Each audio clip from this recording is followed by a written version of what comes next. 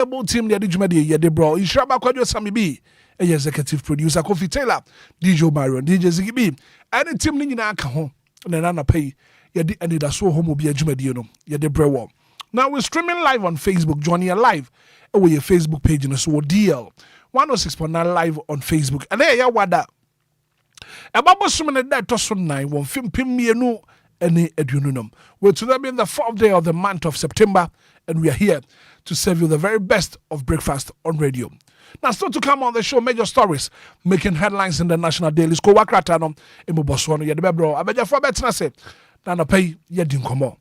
Medofo minua bema me mame me papa and pay wutie me. Yen she ye hon kran kakra no pay. And pay mame ni won dinkomo.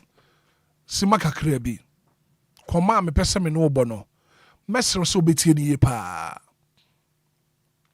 Mene wodi nkomo kakra bi anapai ye nkomo kakra bi na anapai mene wo bo e wo dwumadi so enai na nipa hu ne se osu ni mfaso enai ena nipa emfa wo nya hwe enai ena nipa bi hu se wo sokora ni mfaso enai na nipa bi hu se kyese wo de ye mfa wo nya hwe na wabisa hu se wo kyena so wo kyena so be den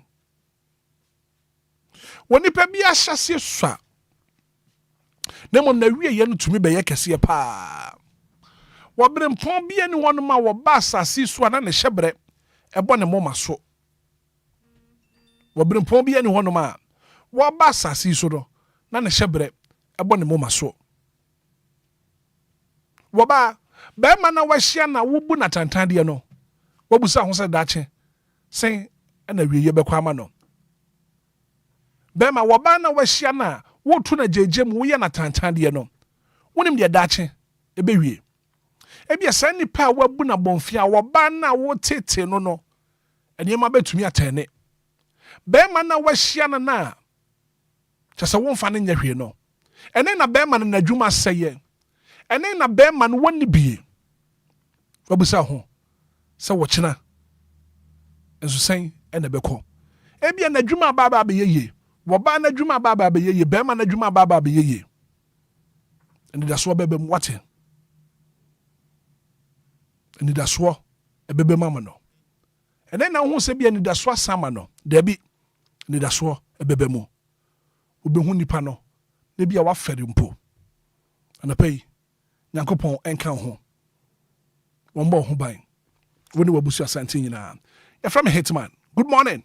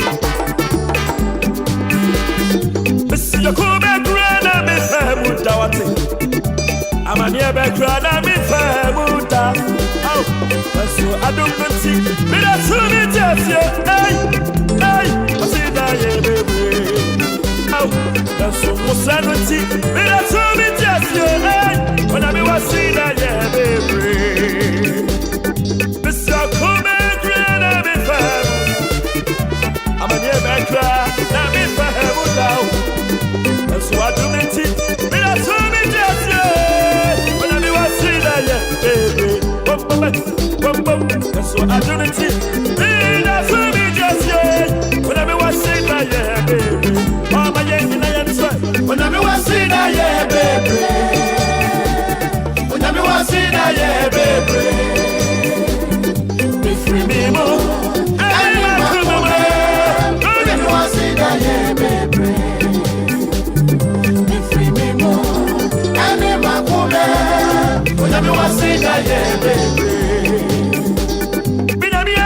What's it that, yeah, baby? What's it? What's it? When I see, yeah, baby.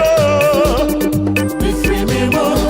And in my woman, when I see that, yeah, baby. Be free me more. And in my I see that, yeah, baby.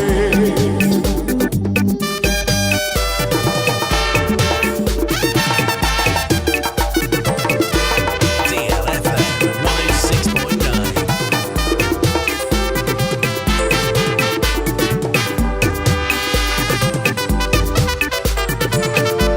Anidaso Wɔhɔ. Come on, Anidaso Wɔhɔ.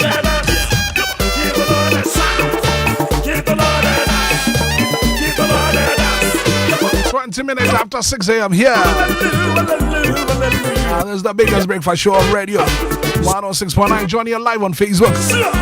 DL 106.9 live on Facebook. Live on YouTube.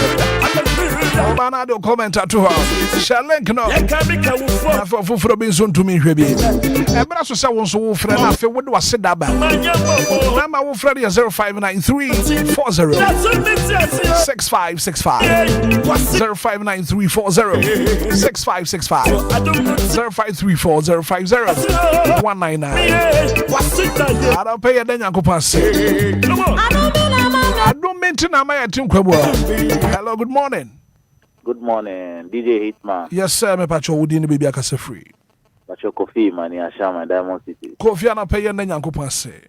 Hitman yami ase. Emma anopawe. Hitman yeni peng na nyane say maton ka me ni kraje. A opportunity Emma yemi no. Any DLFM. Ejumafo nyina any DL College Association. Any all the class omuye jumaden e de boa ye papa deal any nebusia ye de yamia se ema obi bia otie one enano pe asem ebe fi enum bia be ban enye nhirema nipe bia otie one adomnity amen. Amen. Kofi that's so to me afre. Good morning. Morning DJ Hitman. Yes sir, me pacho for saying.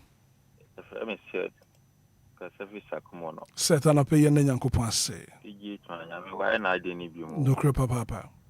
Wan fan doji yen. Boy on ba ma de patching. Edana se na no pay. Se wa ma de patching ni ha to yeso. On fen kon fa emra. Na de akuma so no embre mu maye. Bo so oboa do boa no. Na me endi mboa yen. Na ade po maye wasasi so maye sanka. Asa na efi asasi so. DJ. Yes sir. Nyame wada na sama me wai. Nyame nyadwuma. Yankopon enka won so hwa no pay. Good morning.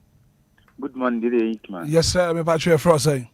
Odoni is live no buju. Ana pay na Yankopon si odo. Ana pa we da nyame asise wo ma de pa bia chi yen. Mati mi bu san fo nka mati wo nka sa na pay. Mi nyame shira mu listen nyina wo Yesu Kristo di mu. Amen. Amen. Thank you so much for calling this morning. 059340 6565. Good morning. Good morning, Hitman. Me pacho for saying. FM Ben Mekasa Peter Malcolm 5. Ben ana pay na Yankopon say. God bless one Makasio Banya. Amen. Amen. Yeah, that's Ben say won so. What to me a friend now would do wasida ediaba. 059340 6565. 059340 6565. 0534 050 199. And I'll pay you that Yankopon say. Good morning. Good morning. But your friend say. Your family. Auntie Comfort, me very big fan. Mama Comfort and I pay you that Yankopon say. Maybe I'm not here that this was it. Oh, not do it, baby. I want time the other end. And yeah, yes, and yeah, I'm hot. And I do my rapper. I think I'm in some what?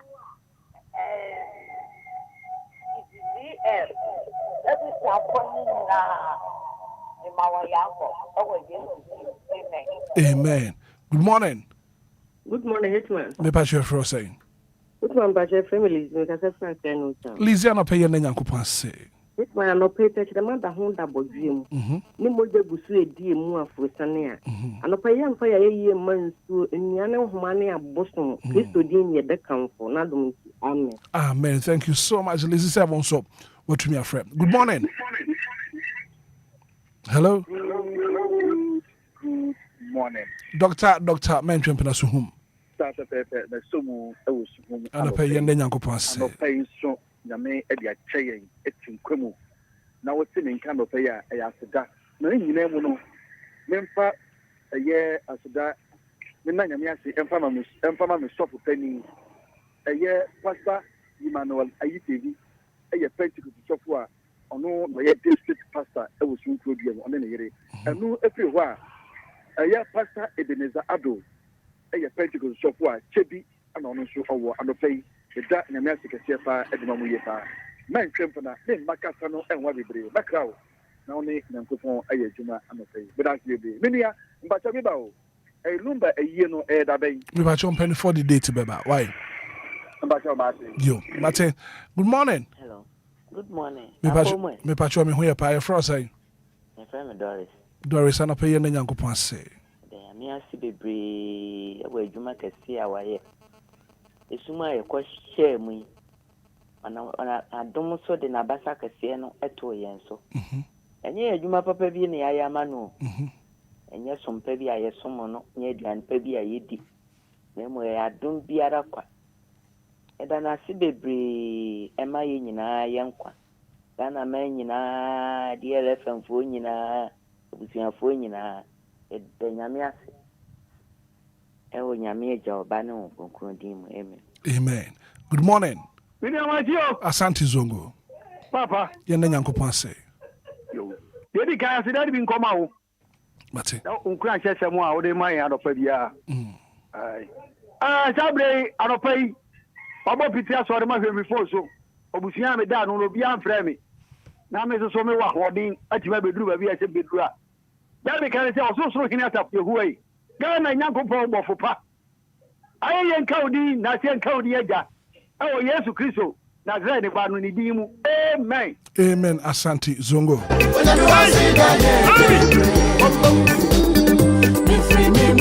0593406565. Ana pay a Yankopon say wo so aseda ben na wo de manual. Oje di emu afrusania. Catch your mother bodwema adom bi na badom sunte. Ada so tinkwem. Hello, good morning. Morning, Hitman. Me patch your fro say. What you from na me kasa fi ni ba. Na mama nti wana pay. Oh, ana pe mada Yankopon ase pa. Aseda onye wiyi na mada mama me Yankopon. Hitman in Bibia. Catch him. Na Yankopon wenwa o ma de patch won. O de ebom wazin there. Edibaya za onu Yankopon na yibajon de chemu ni anu da enda Yankopon de yankwa chenyen nyapanya za onu Yankopon na yibajon petma madase yo me so me da se ye chia wi ni ba fo nyina ye ka be ka wo fo ho na so me da so me tia se 0534 050199 0593406565. Hello, good morning. Good morning. Me ba che fro say. Sarah, you, Sarah, no pay any Yankopon say. No pay a dirty as a friend Yankopon as say. So the uncle at Chen. One train from so on in tea. No, I'm at the party. Yadan as you, ready at was you, ready a shell come food. But the out there and say, Amen. Amen.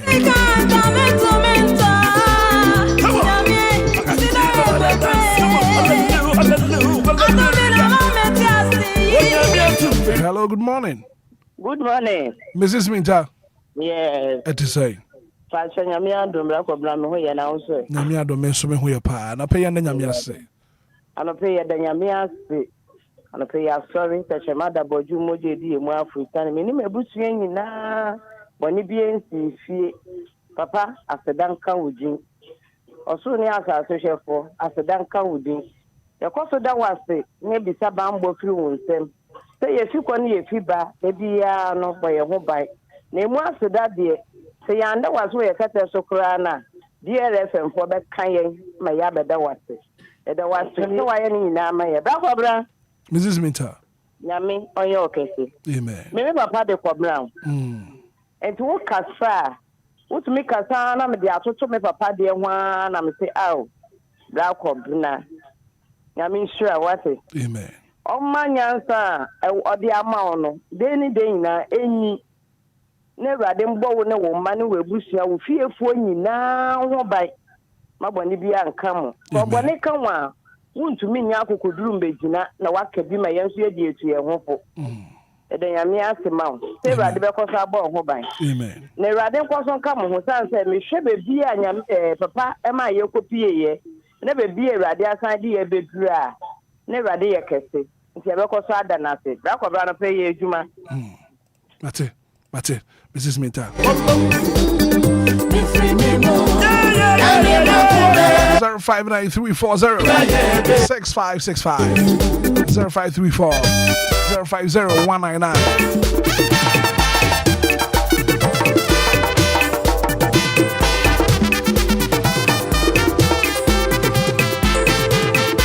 Facebook messages in the crap. Legends always leaves legacies behind. Good morning, Hitman. So watch your life from our Quayman teacher. Graduate income in the message about the page. That's what then Uncle Pass. Good morning, Hitman. Thank God for your motivation. Hello, good morning. Good morning, Brother. Me about your first saying. Next year, I'm come to them. If you're not paying, then Uncle Pass. I am after the Maya Bravo. And any pain I mean, I say. Okay. And to be a better kind of sass, and I had a man. We answer rather mom who buy way to mom on no more. Amen. Mate. Mate. I hear about graduating from someone who heard you in a live. All the way from Tampa to 25. Raya Joe giving the message about a pay. Hello, good morning. Hello. Good morning. Good morning. Me about your first say. That the Lumba casa Hitman, oh, hot About your first say. If militant from Fish Pond. Okay. You, my minty wanna pay. Like every assembly done on the college association. Nadia, the Danyamias, the radio boy and woman. I saw a kicker, so I found my department here. You could die the soul for the inside before I ever see it. It's a radiation, so my department. Papa, you done as a papa. Now, it's my man through us. Yeah, I can be about the DM for the November. You, Yakupon and Kaho, yeah, that's it. I'm a near back. Raya Georgiano paid in the message about so good morning, Hitman. I thank God for my life. Today is my soul day. 10619. Anidaso Wɔhɔ. Good morning. Good morning. We about you for saying. Miracle. Pay and then Yakupon say.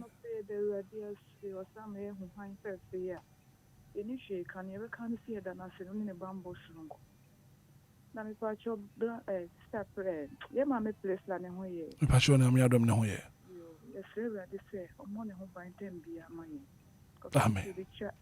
The coin, it and I say. Amen.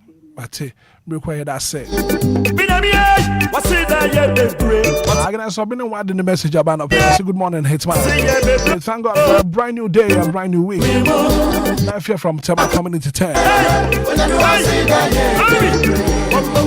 Anderson Samson in the message about so God is here. 106190593406565. JB or Tin down quite in the message about. I say very big thanks to all the friends and families who was me yesterday on my birthday. And I can see my house of DLFM. Abna Linda, aka Lindizel. Come on.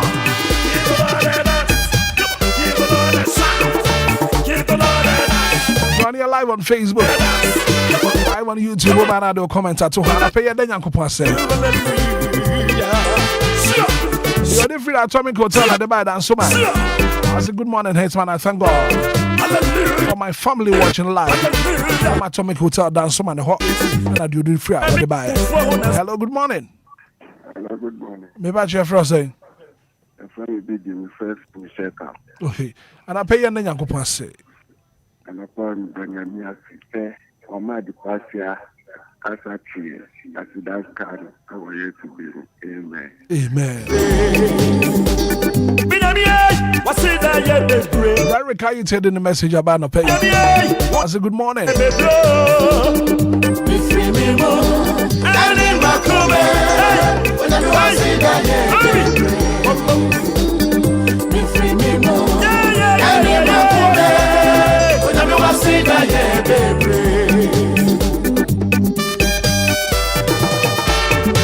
Never calls me and Sunny offense here. 0593406565 0534-050-199. Yeah, then Yanko said.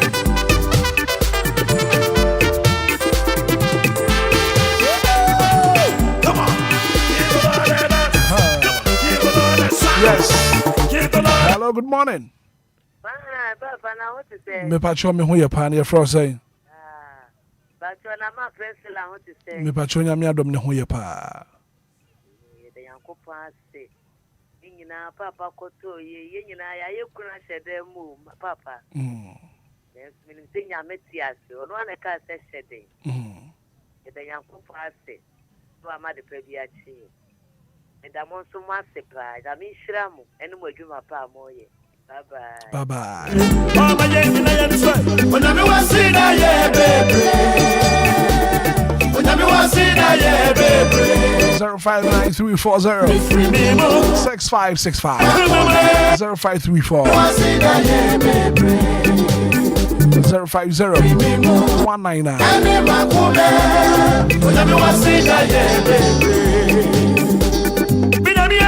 What's it that you baby? What's it? What's it? Me wanna see you baby. Me free me more. And my come. I draw Paul for sending a message about not paying. Hello, good morning.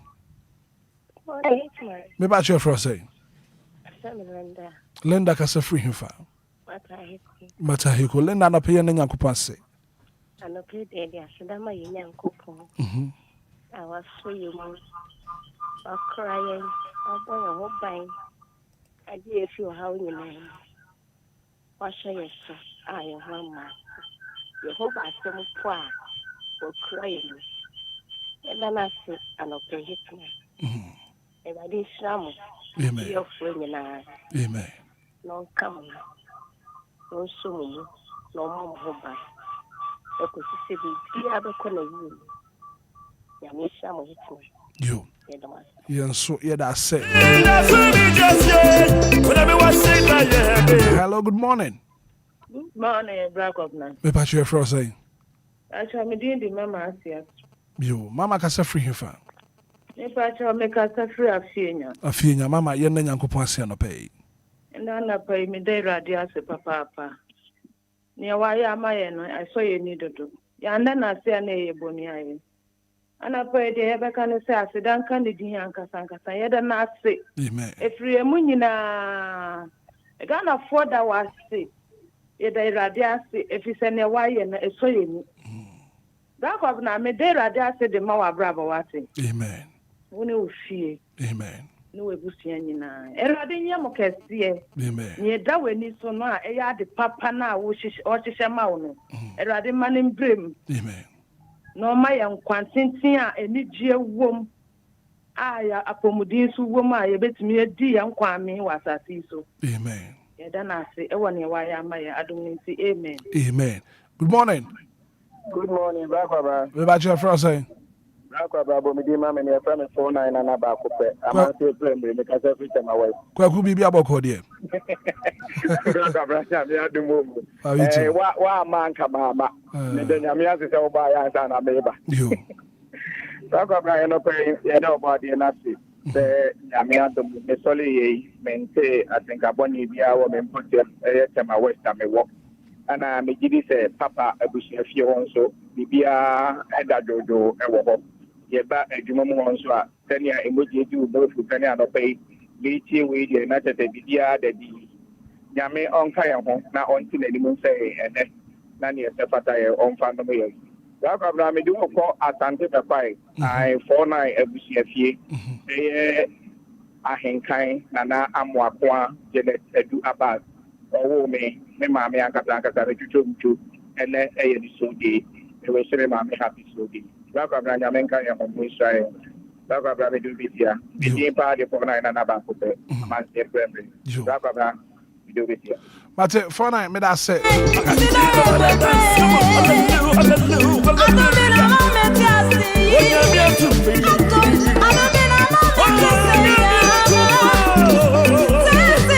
I say good morning.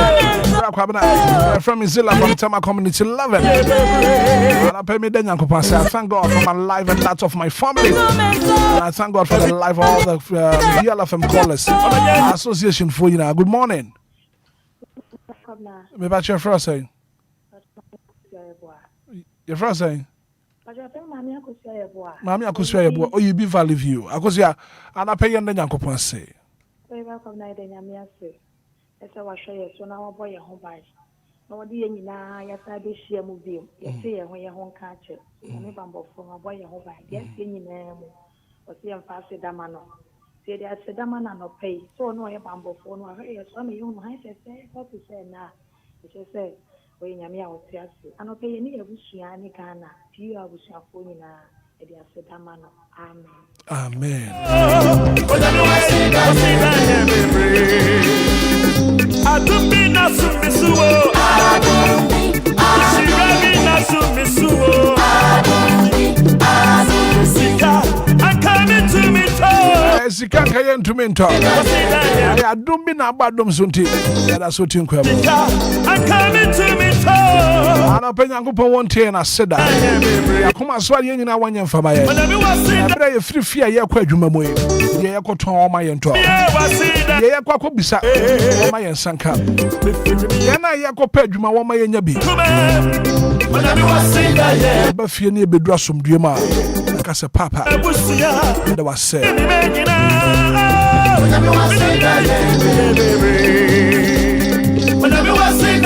41 minutes after 6 a.m. Yeah, ha, a deal. Jumadi Edi Anidaso Wɔhɔ. You're from Hitman. Join you live on Facebook. Number what they join you and as a channel no a DLFM 106.9 live on Facebook, live on YouTube.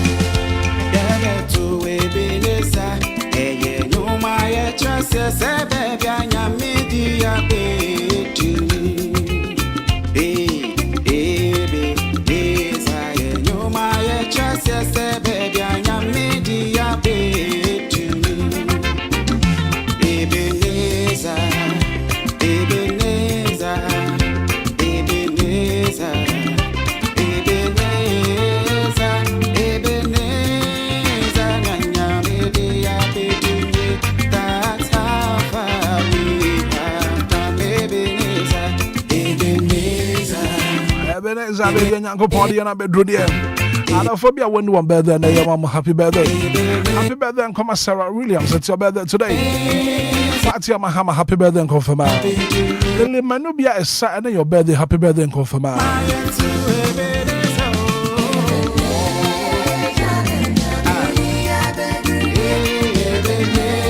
Agnes Dona. I don't birthday. Happy birthday going out to you.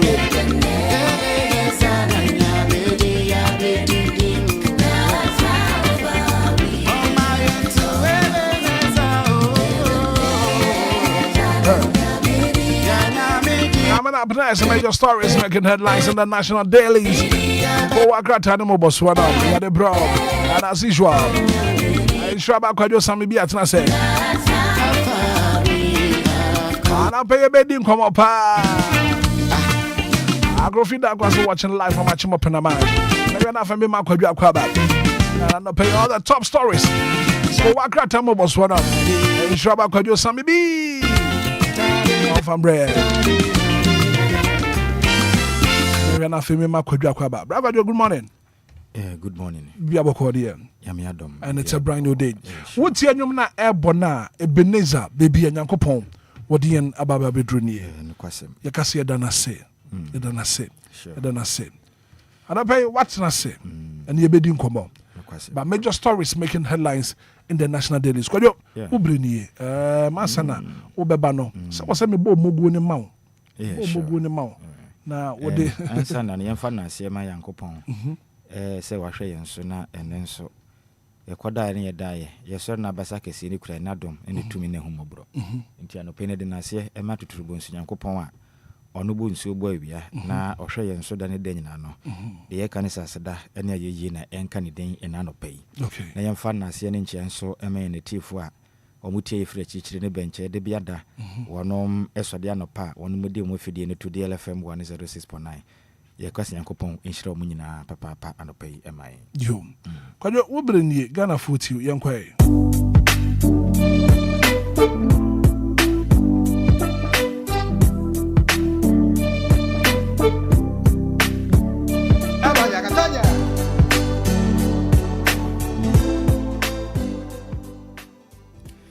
All right, DJ Hitman medawasi anopai na Yamene TFO nyina kwa baby we from DLFM 106.9 na bebe yedru no eyeku ankrata moboso dwumadie ena no pay yede esomo na we ni ye naposo ku ankrata hodo ni nyina aba bonten etinsema hodo ede aba ne no ene ye tena situtu na sere ne abasa na we hu de ekoso ewo omaiga na mu na yenhye ase ne yemfa okuni ni ku ankrata daily graphic ku ankrata no enhye ase no pay am Kuakata nanim ho no mo no kwesibo ne beka ne se bena headline no ode abetu dwa ichirim se thieves vandalize obichebi interchange obichebi interchange no black brand mo kan nyina ne se enipa bi akrofotechwa matumi akwotete nade ne bi ekobubu bi akututu bia de adwane kwa mekase de akwayeta wo mayi mu a in fact egrabo premantemu akrofotechwa ma Sa obichebi interchange we no o ma kwase sokura ma kututu nade ni bi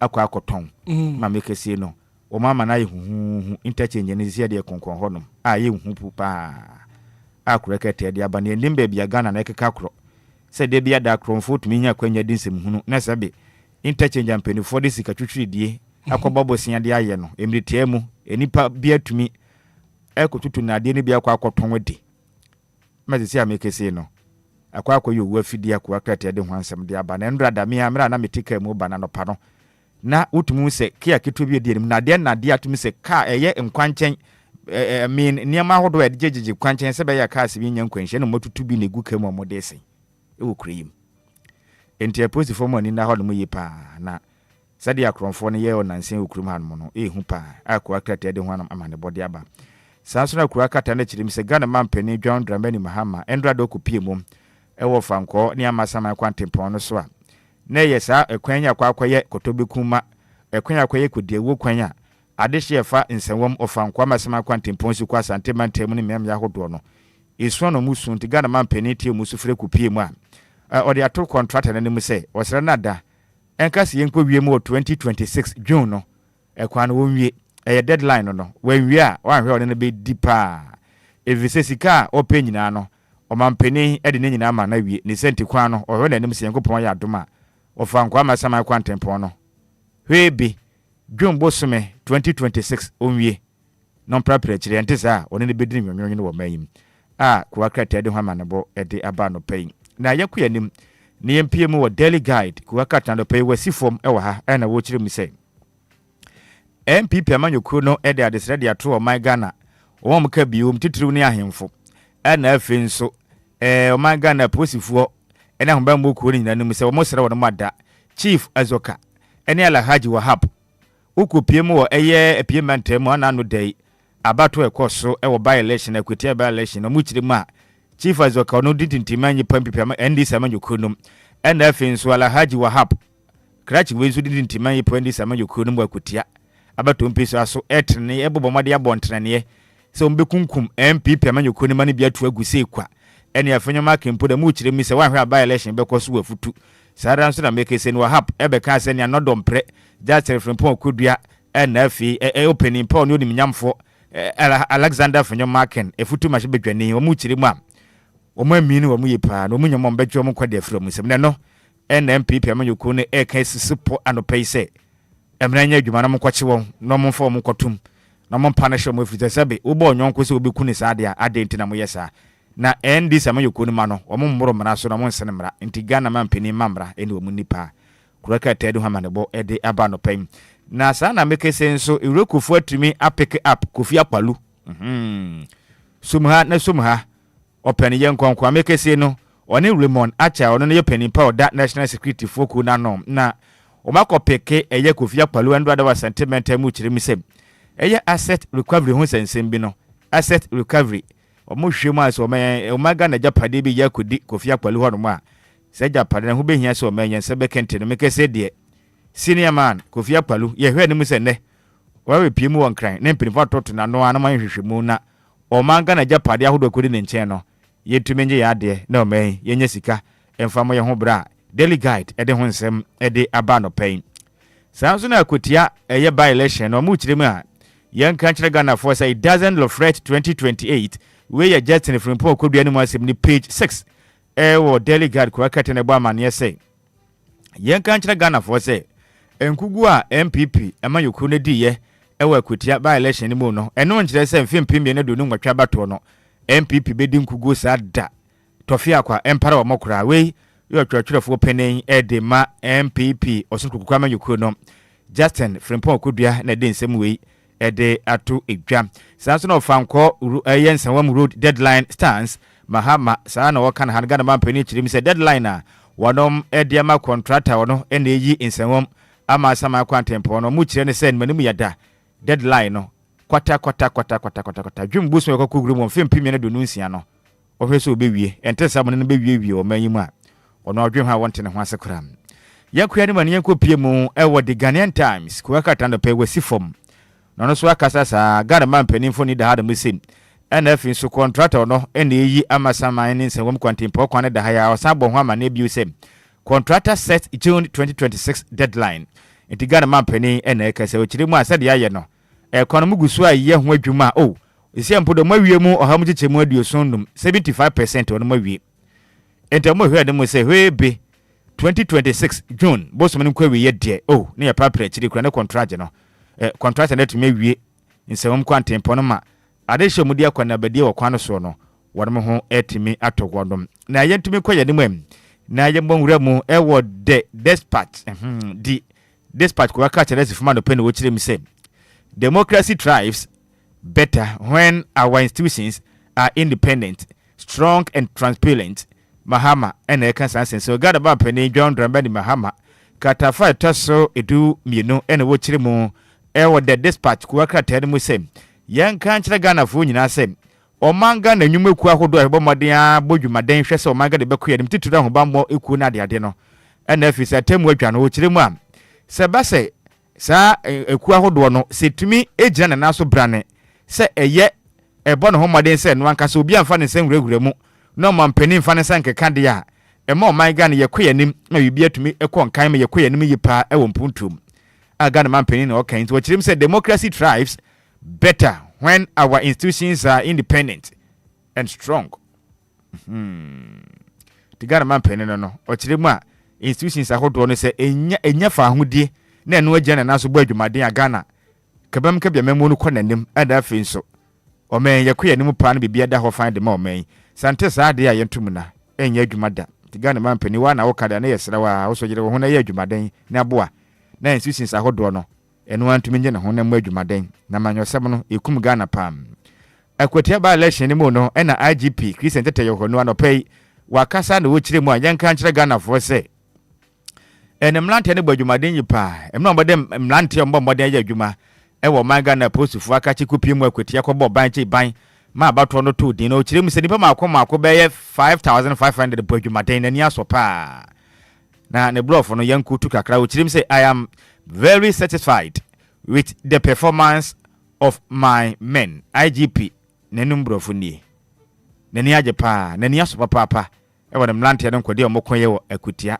by election na sanso na Matthew Opoku Prempe aka ne oswafo no hwe manga na humasua eso no kura ya nso ko badwumaden ankokoye oye kokoye frankatu na bedache de mampi amayoku no e won fempim ye na dunu ena ya batonum na wo kiremu a our recent setbacks are undeniable, but in very trial lies a turning point. Opoku Prempe cheers MPP up. Page 3, with the dispatch, and I can say, MPP Amayokuno, no say, Nanseni man Kwankan Fama Mayokuno. Nemum, a yen saw her partner, or Mako Reminanso, no miss, so her natural. And Kumudia Honor the man Pipintino, Munshem Sepomun so dang, I said the Tibiano. I want to tell you, said the Aya Mosi, it is a Marco Crap Cocono, a J. Onum, a Domufrimo, a year fellow in Semono, some Pepen and Piamayokuno by 2028, they will be no harming in a Twitter. Dr. Matthew Poku Prempe, and Musimni. Yakuanim na Daily Chronicle, the Chronicle, Daily Kahum. The Chronicle Kuakatan about Maniano Pen, which say MPP must collaborate as a family. Sir John ye, Ochirima MPP Amayokuno, Srema, Damonkabum to say Bushian and Wamo. Number to Malcolm Wedding Kudinum, prior way, we bakwa, Ubumebu, Ukabuma, Ubwe Muda, Nisenti, and Kugua Hodem Piamayokuni Dini Nano, Agent I said Jimahuda Bamayokuno, Namo Modiam Fisem, Namo Isina Bontin and Amayokuno, and then Yakundu, Mama Diamontanas and Amonian Quankai, Namakuna Bamayokuno, Etime, Aquancana, Ewa Mayimum. Na yebehuno eye o my Ghana man penny John Dramani Mahama phone da hanum say sanso na eye yisi boss me wa fasi gentlemen da hanum and afin so CJ Tokuno na mu kire Mahama going after yisi boss as well obisel Mahama going after yisi boss as well it is obisel no mbisa se Ghana man penny John Dramani Mahama aso ye ma me gemensa ono eye penny pa odo man Ghana so ehwe man Ghana bato so no oba betuna na Ghana man penny be pam ni biu said ya o2 Chief Justice alaba tekno na if we say Ghana man penny ba ene yandi sama yoku no hye boss oba pe Chief Justice o betuna de so ampa ne nuane ampa o motu ni se banche o mo san kan say said e tibia mo ba pe gemensa na adwuma be ba wieye enti emra Ghana man penny di o said ya no watu Chief Justice no mo bisa bi wa ha say bosha ba kwa mo hye ye ne so gemensa o be yina na ko wakate na ebisa enti we ne emra ne na ene be kire Sandy Samuel Kunigan man penny, a betuna nase untuno. Yet the intimate can hurry, emre, and then crabby and a betche. Na black of Bamuchima, banker steals 164K from Access Bank, police on manhunt for accomplice. Giant Sempi Cratchy, or Yajuma. I was crabio. Na Access Banki, and a cratchy abon home.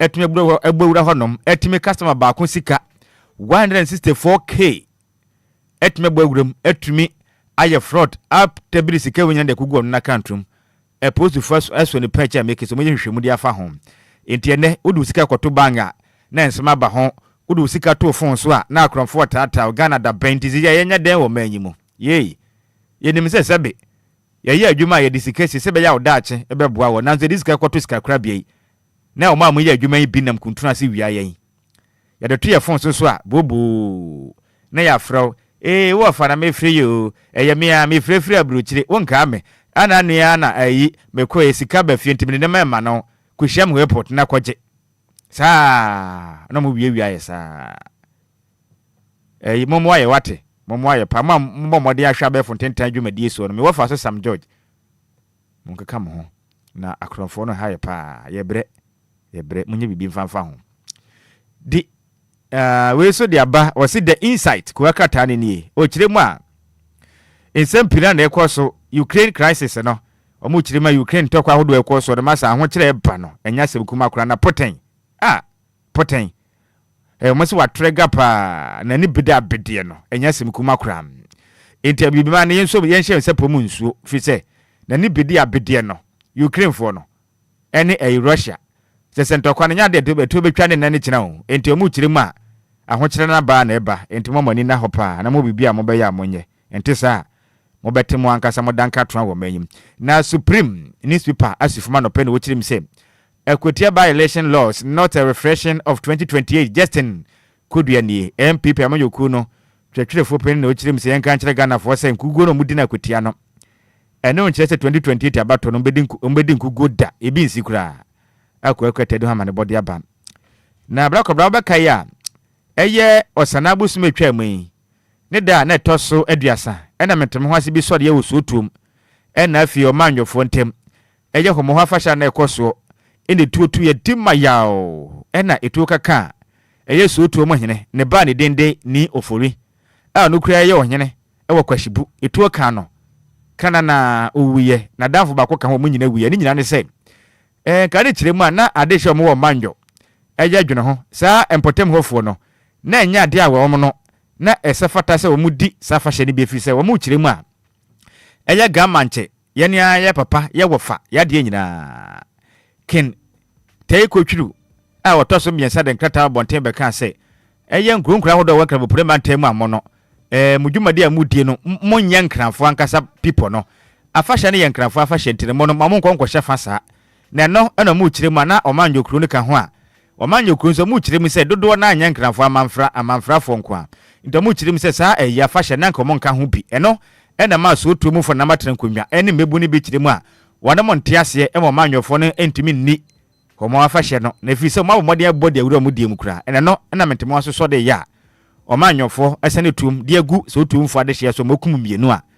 akoye sempinte no adamu ye frɛ omo frɛ eye nsɛmtwerefo nhye mu a yene ankasa ma ne boni Emmanuel Opoku adisikopi mu na wo mu kiremu a yenka nkyere Ghana fo se Ghana mampene o man na wotwepe Ghana mampene na wotwe se wantumi ankɔkye nipa bɔfo mu tutuo kokuma de hye mi no mo firi ayeso tuo mu no wankye wo manfa nkoto afiase a wabode bana bɛhye wo nsɛm wo mu so bedia wo ni bi efiri se o mayi mu no sabe so bi din sem hu na so anfetere wo se ankyere na onyai ti Ghana mampene chi wo no mfa koto afiase ente sa de a wo mu so bedia wo mo de bana bɛhye wo nsɛm dia wo ni bi a mo de ho sensem e de ba bonten yemfa ko krata we nsoro so eye daybreak ade a chintena ye daybreak wakata na ba bonten wo kiremu a assemblies to submit monthly sanitation reports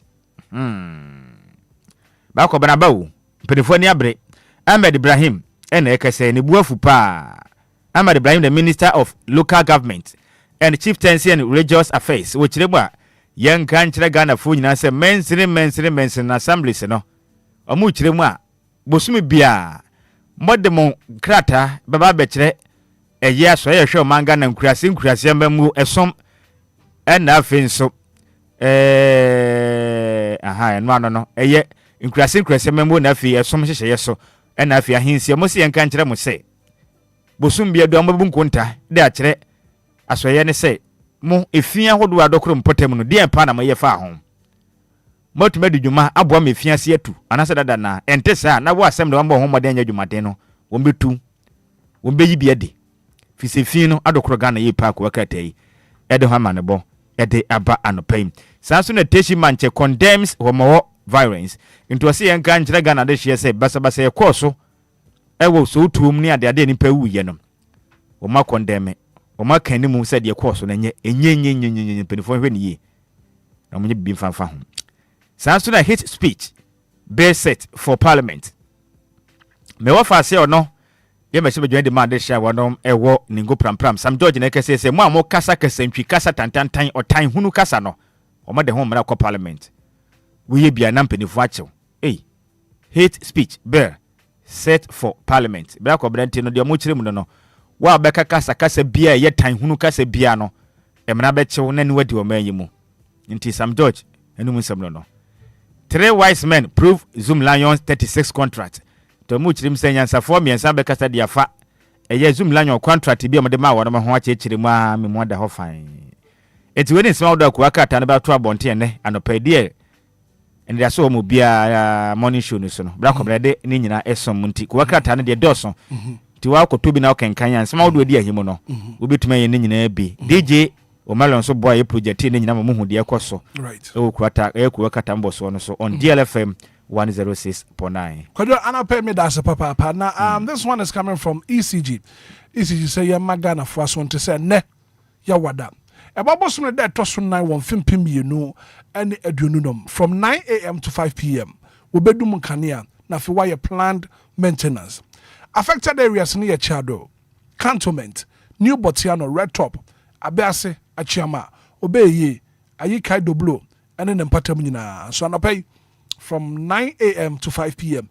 ECG. Say Obedum Kania Nafi, why you in CCA ewo home. And I pay from 9 a.m. to 4 p.m. Obedum Kania wa Lebanon Zone 2, 4, and 5. Zenu, Ghanaian Soccer Academy, Noble Estate, Pram.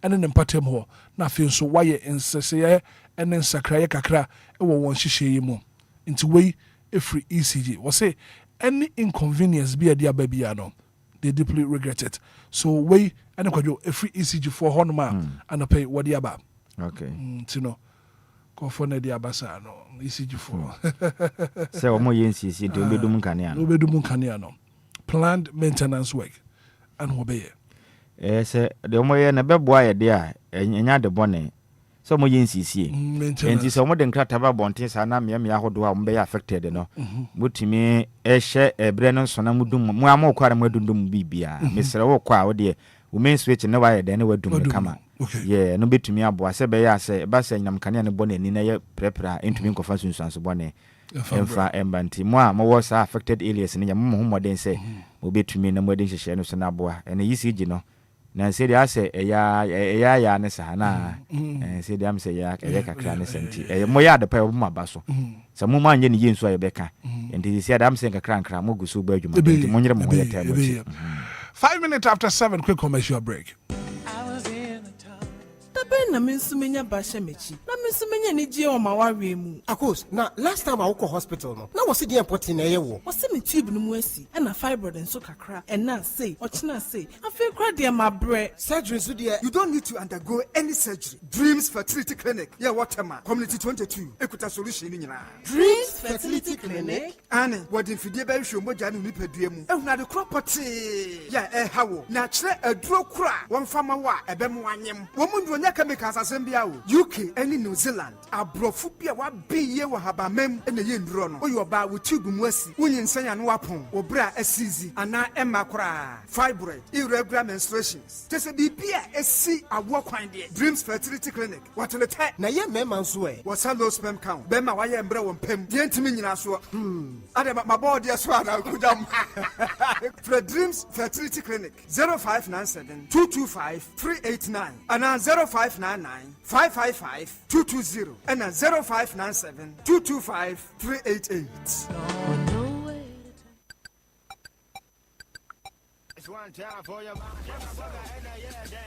Baby girl, tinasini enko. Ekaba na aden kaki nebu kaki keke nebu na kasa ho salo mame fa kwa Keymax Ghana yaji atun asan ase yedi ki bia ho djuma se ya ka remote key na pe smart keys ne opushi ya na start ni bi yesan so key programming ya transponde asan so eklepe ya domestic keys motorbike keys any keys ahodo nyina ensa o ka key no ayera abu achia na pesa onya foforo de Keymax Ghana ani me how to etwa baby fa me call na me ko sami key ni sisia Keymax Ghana was Superman de ko opa quantum pond so ye ni Ekes Lounge na edition animo frey 0244 288 005 Keymax Ghana perfectly fixed.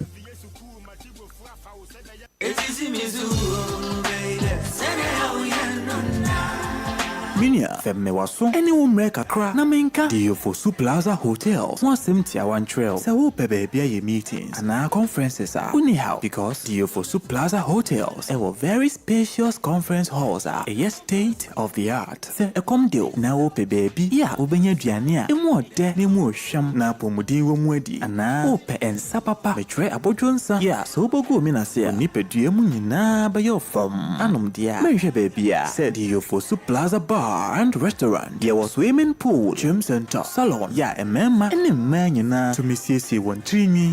Afe your modern event center. Yeah, very spacious with a beautiful environment into musical shows, weddings, christenings, parties, and all your refreshment programs. We've got you covered. Memory fee, weekend piano, live band music. Yeah, ahomikawum nebe shekiu amawoniaje etwagusa. Oh, the Ofosu Event Center, the Ofosu Plaza Hotels de Edan Papa. Inipadem de Ebuso into Seope Hotel accommodation with a serene environment. Yeah, ubenya wasumdwe dia. Ye bia ye punama. Afe ye 1-bedroom, any 2-bedroom apartment. Yeah, ubetumini wabusia abetinemu for a limited period. Afe sheshe the Ofosu Plaza Hotels. Etwa kwan ewo obotan so eni atechem ya ni nyina ewo koforidia. Ebrin so behuyen wa hwerase. Ye ne fire service station no eni di nhwanimu. Se wo kwa denta ye ofrafra ha ubetumi afre yen ewo homayi so 0530458834 na 0207979461. Email info@theofosuplazahotel.com. Website www.theofosuplazahotel.com. Theofosu Plaza Hotels, where luxury meets comfort.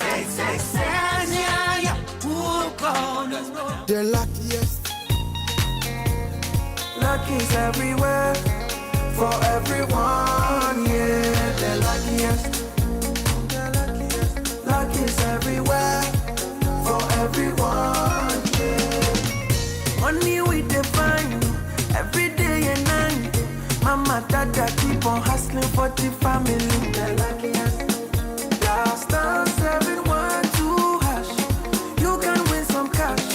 You can be the luckiest with 1 city.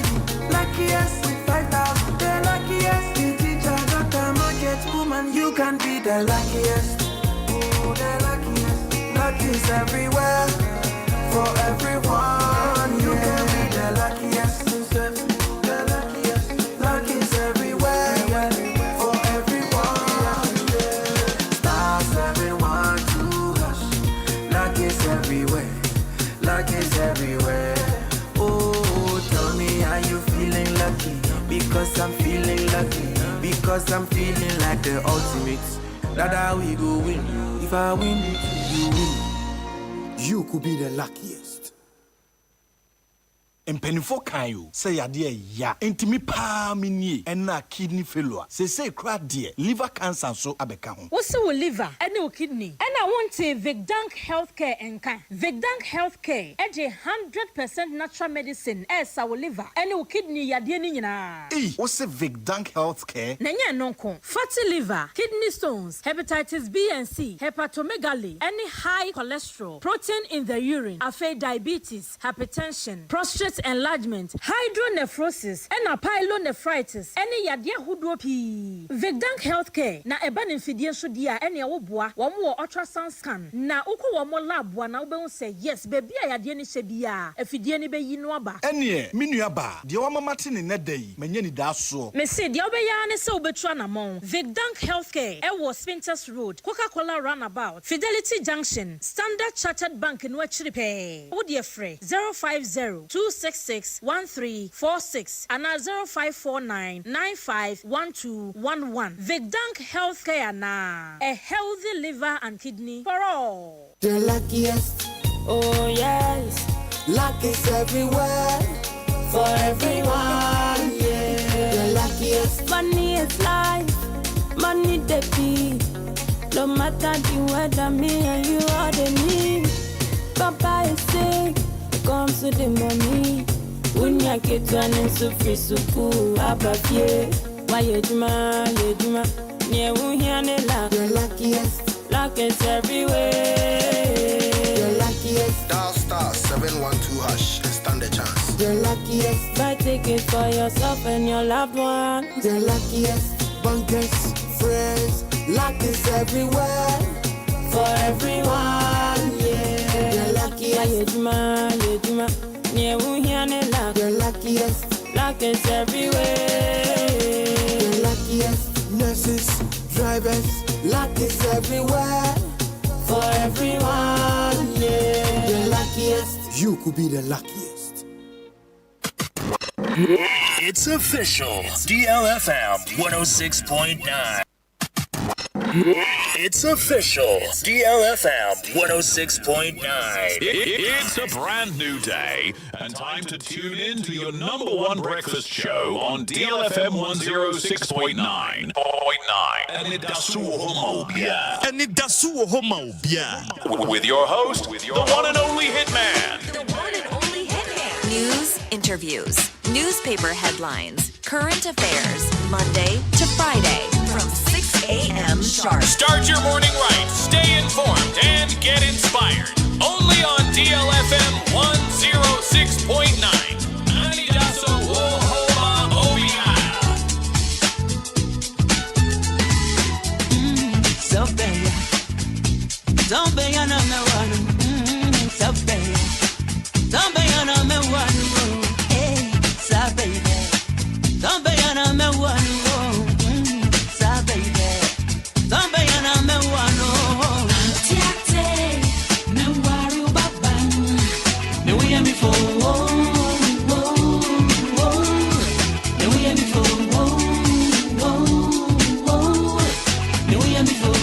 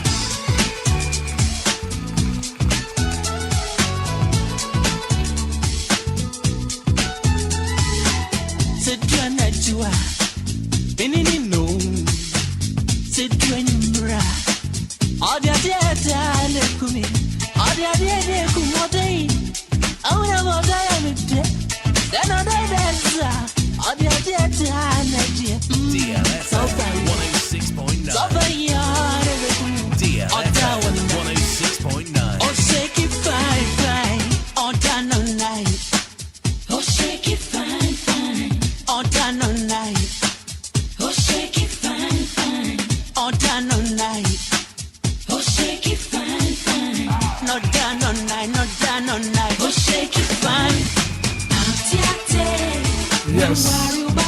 17 minutes after 7, 106.9 Anidaso Wɔhɔ Obia, the breakfast show is on. What am I doing? Crontia, what to me shake you fan. I the frontier what to me shake fine pa no. I give a speak up sauce. To me, I'm managing an naso ye pa. I'm a muntie. I don't want to be from Mamukuno. You're trying to give a speak up sauce. Premature ejaculation of trust here. Sexual weakness of trust here. Then my baby shake you fine. You shake you correct pa. You're trying to give a speak up sauce. Man, san can be a baby. You give us cold capsules about. I try to not feel sissy yo ya. Wapon waposun in a yo ya. Coconut titty wall. I am Tim Nehawa. I do make for the amount. You're trying to give us cold capsules. Give us cold capsules. San can be a baby. Give us a bar mixture, but give us a bar mixture. Give us a bar mixture. I don't know support your immune system now. I could tell malaria, typhoid, and a phage on this. Drugstore be a pharmaceutical shop will be a also give us a bar mixture. Give us speak capsules. Give us cold capsules. Give us a bar mixture. From Penny 4 was 0543 222 470. 0543 222 470.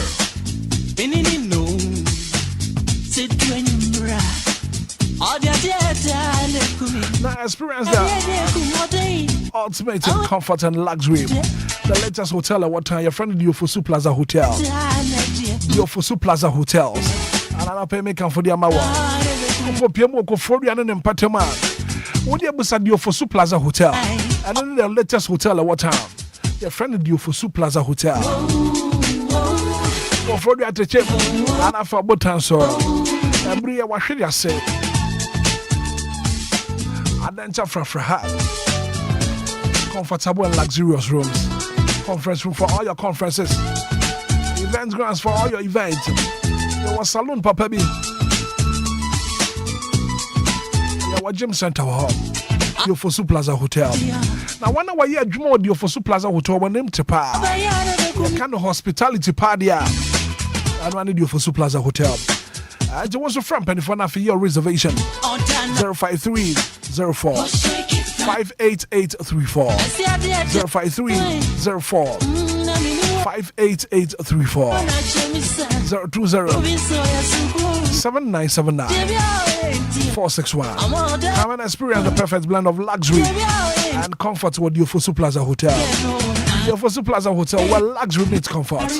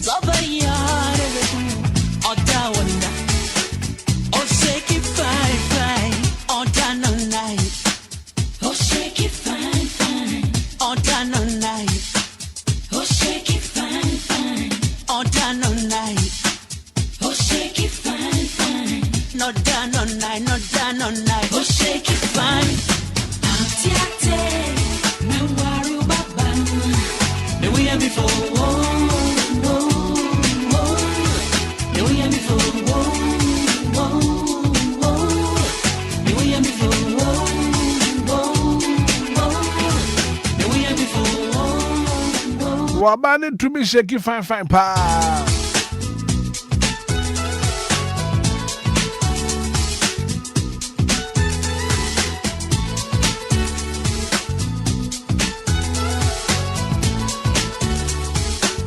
I was away important announcement pa. Now kwasiada this very Sunday. I silver leading the birthday. Now as part of the birthday no. Royal Dash Pharmaceuticals. A free skin and dental screening. A free skin and dental screening. Memenda. A free. And the Silver Lady birthday, no. All them say Silver Lady, your brand ambassador. Emma Royal Dutch Pharmaceuticals. And so your free skin and dental screening. Naming there, but we are the forecourt of Royal Dutch Pharmaceuticals. And to the answer, Bebana Fee. I check you, send the amount. Now, I check you with the amount. I want the bracket. Royal Dutch Pharmaceuticals. Franco Trading Enterprise at Honoma. And to Brab. Now, I check you with you. Check your Sinfama. Won't trace Kabia. Are you free? As part of Silver Lady in the birthday, Basona. When them saw your brand ambassador, my Royal Dutch Pharmaceuticals. And in the birthday, into them. And 24, are you free skin and dental screening? I'm a panel so pepe 7 p.m. sharp. 8 a.m. And about 7 a.m. And Tibra. Now, if you check it with you, you check it with St. Infama.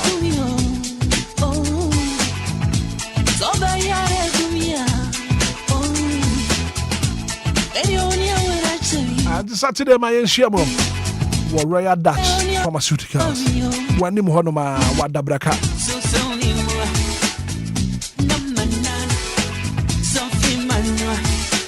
Franco Trading at your honor.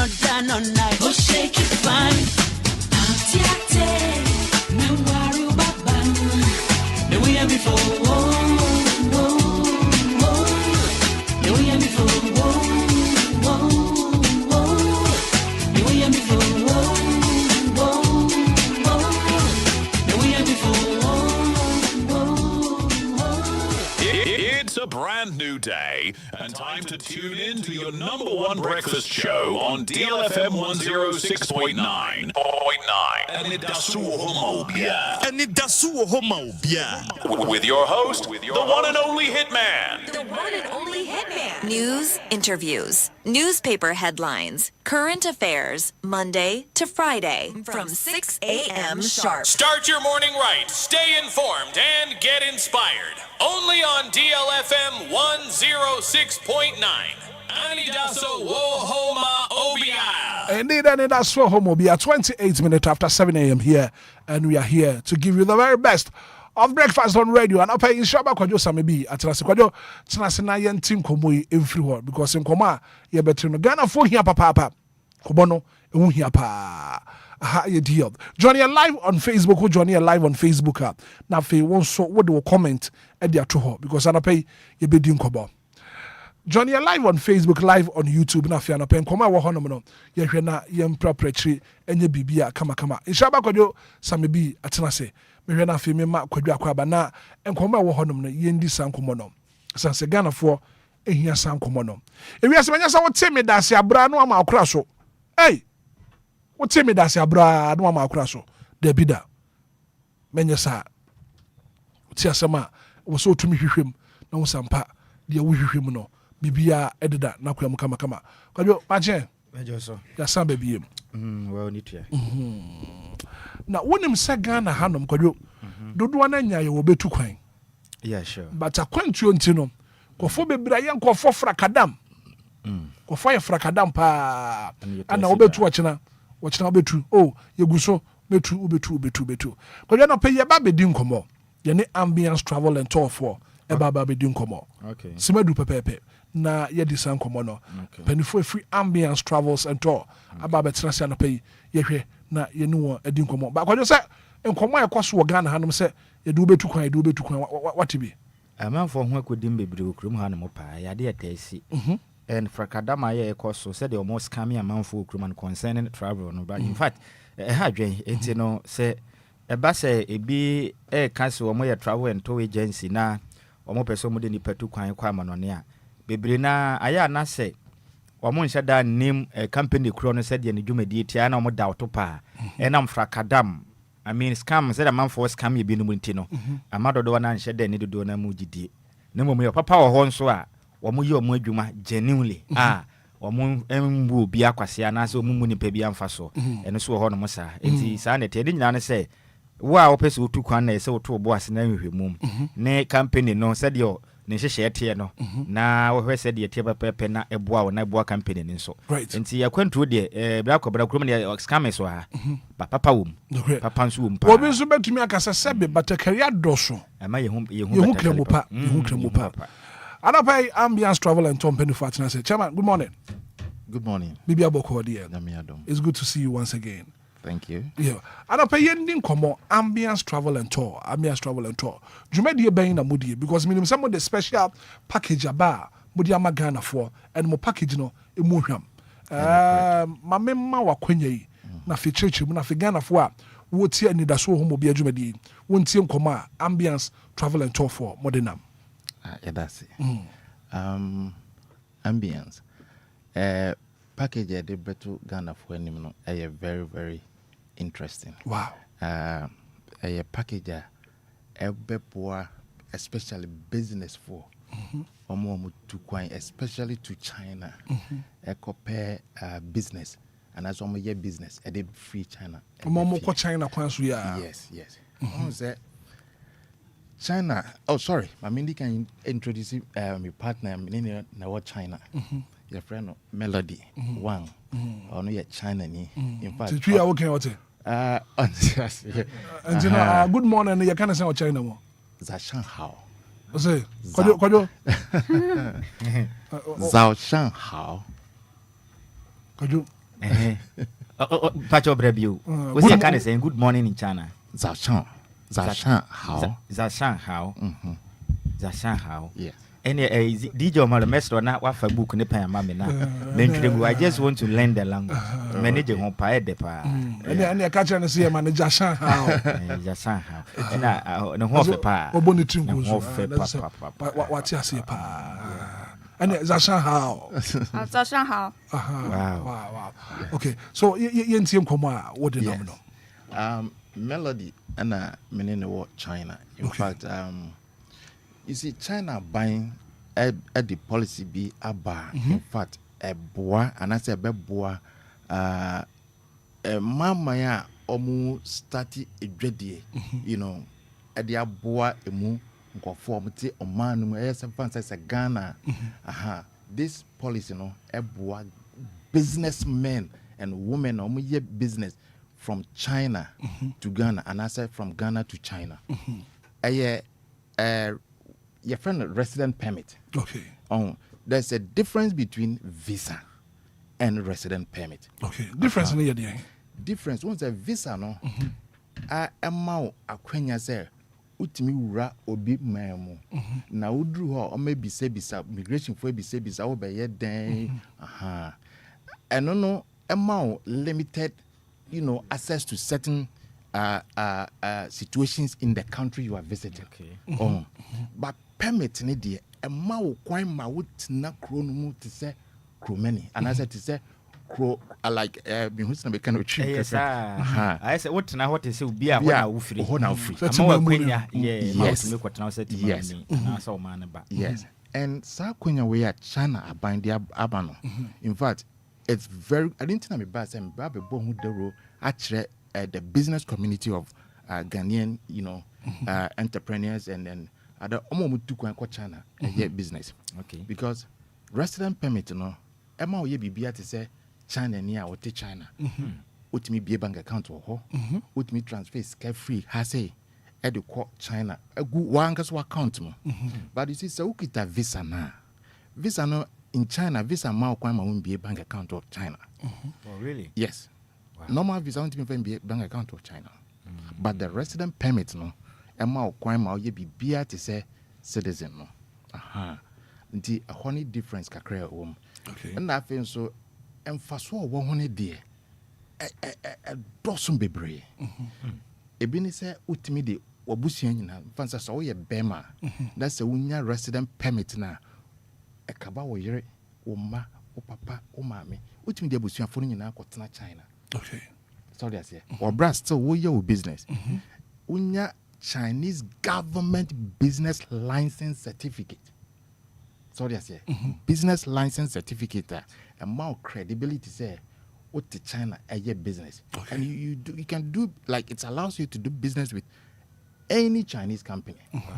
And who say so who company no another business if it is registered in China, Guangzhou, it means you are credible. Okay. Sorry, I say because China bano. In fact, ni nyoma bia wasisa to ho no. Sabi untimi mfa kwatikwan so nya de obe. Nya frakada.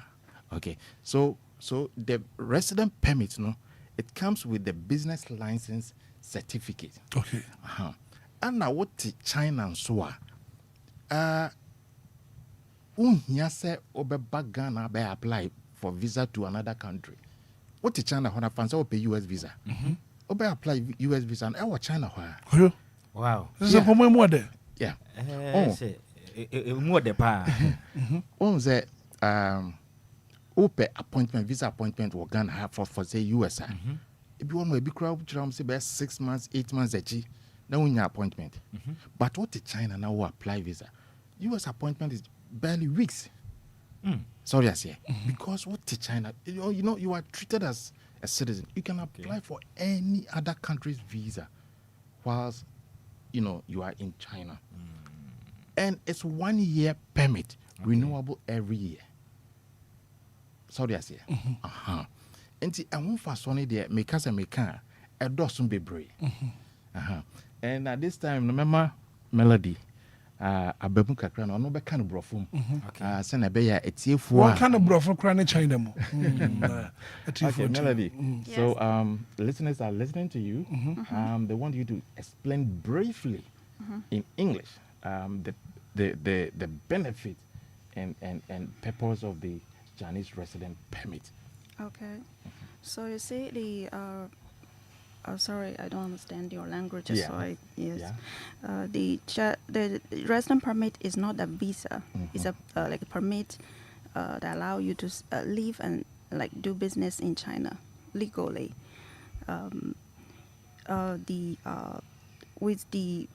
Our service, our customers will secure the legal Chinese company license certification, the work permit card, the resident permit, and or like Chinese business or personal bank accounts.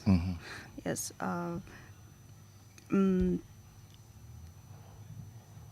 Okay, with Chinese resident permit, you can open company bank accounts. You can get driving license. You can buy properties in China. It's like you can just live like the locals. Yes. With the resident permit, you can apply for any other country's visas in China, and it will be easier because you feel like you have the root in China. You're doing something. You're tied with China. Tied to the economic and social. Okay. Go ahead. Yes. Actually, many of our customs apply for. They already traveled to some other countries like Japan, South Korea, UK, US, and still come back to China to do business. Yes. So, and if you're a business person, plan to grow your business in China with a company license and a resident permit, of course, your customers would, or your business partners would trust you more because your business is recognized and protected by the Chinese government. You can set up an office in China. You can rent an apartment. You can decide how long you want to stay in either China or Ghana, depending on your business schedules. You don't need to count how many days that left on your visa. You can basically leave and do business like local people. Okay. Yeah. So let me come in here. I'm a businessman. So what documents do I require for me to get a resident permit in China? Okay. Basically, there are 4 main documents required. That's all we need from your part. I mean, your side. The first one will be the international passport, data page authenticated by Chinese embassy in Ghana. And the second one will be the bachelor degree certificate or above, such as master degree or PhD. And it should be also authenticated by Chinese embassy in Ghana. And the third one would be the police criminals clearance report, the police report authenticated by Chinese embassy in Ghana.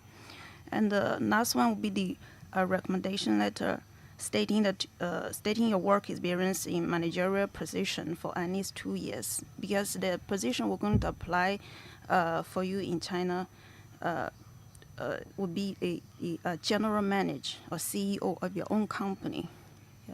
So that's basically the 4 main documents. Okay. When you breaking it down, what can you know? The Canadian Patrick said 4 main documents. And you can put the second document. Nkrata obi hia dam wadimu na watimanya kwenya etimi akwacha na hyehyɛ ahodo mu ditu bia mu no. Now before my bonus mama nka sam hwe China na so far ayek omaya utimi de na wotwensia pe enya resident permit. Even America, UK na wotwensia 6 weeks. You get your resident. That's a 1 month, 2 weeks. 1 month, 2 weeks. Sorry, I say. And the document I will be here, and I say, and crack will be here. No, say your bus school from what here they bring back as a degree certificate. Sure. When ya no so China hono omo kwambia omo de ebetim de aboa omo asebi omo kita degree certificate and wo ho. Na wo here police criminal clearance certificate. Police in Krata ebedia dance say ebia Ghana hana wote no wonni ankekan wa bia wo life mu tse wa so abrobe odi boni bia ma esi wukwan se obenya kwanya ko bi man so. Yes, nti obe here no na Krata so a eche se wa ye adwuma wo baabi pen sa bibia na wo ye adwuma no na wo ye pani ebekan se manager na se nkofo shawase na ni nyina no na meka no se wonni bia me mane mbom eka de hia no mu but penny no with how many years experience? Just 2 years. 2 years. And na mo can be about say be nipa bi ho no ma na on feeling keka bi won ho and they say obi akwada fiase pen say bia let's say bia or criminal case bi wo court anase wakwada mu pen a say di pa no oni akwanya on.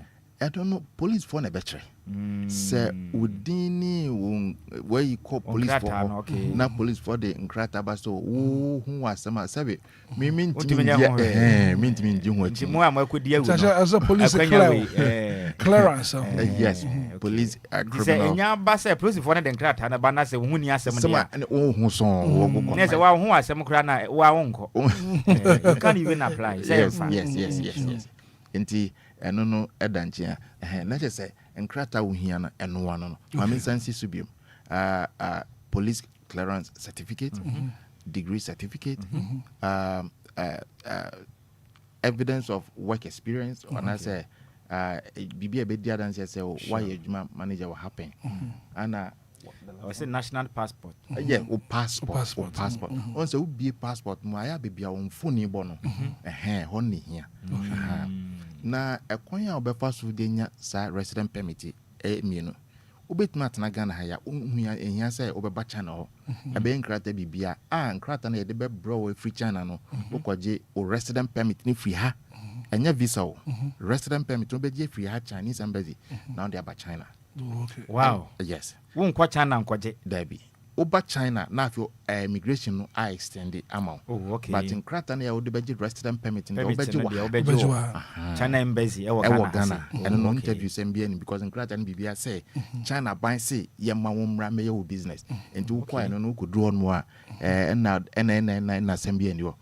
Consular no crying team in si kwa ha because the Chinese are buying no na adia tum say o be ho o ba hwa be ye business. Inti no.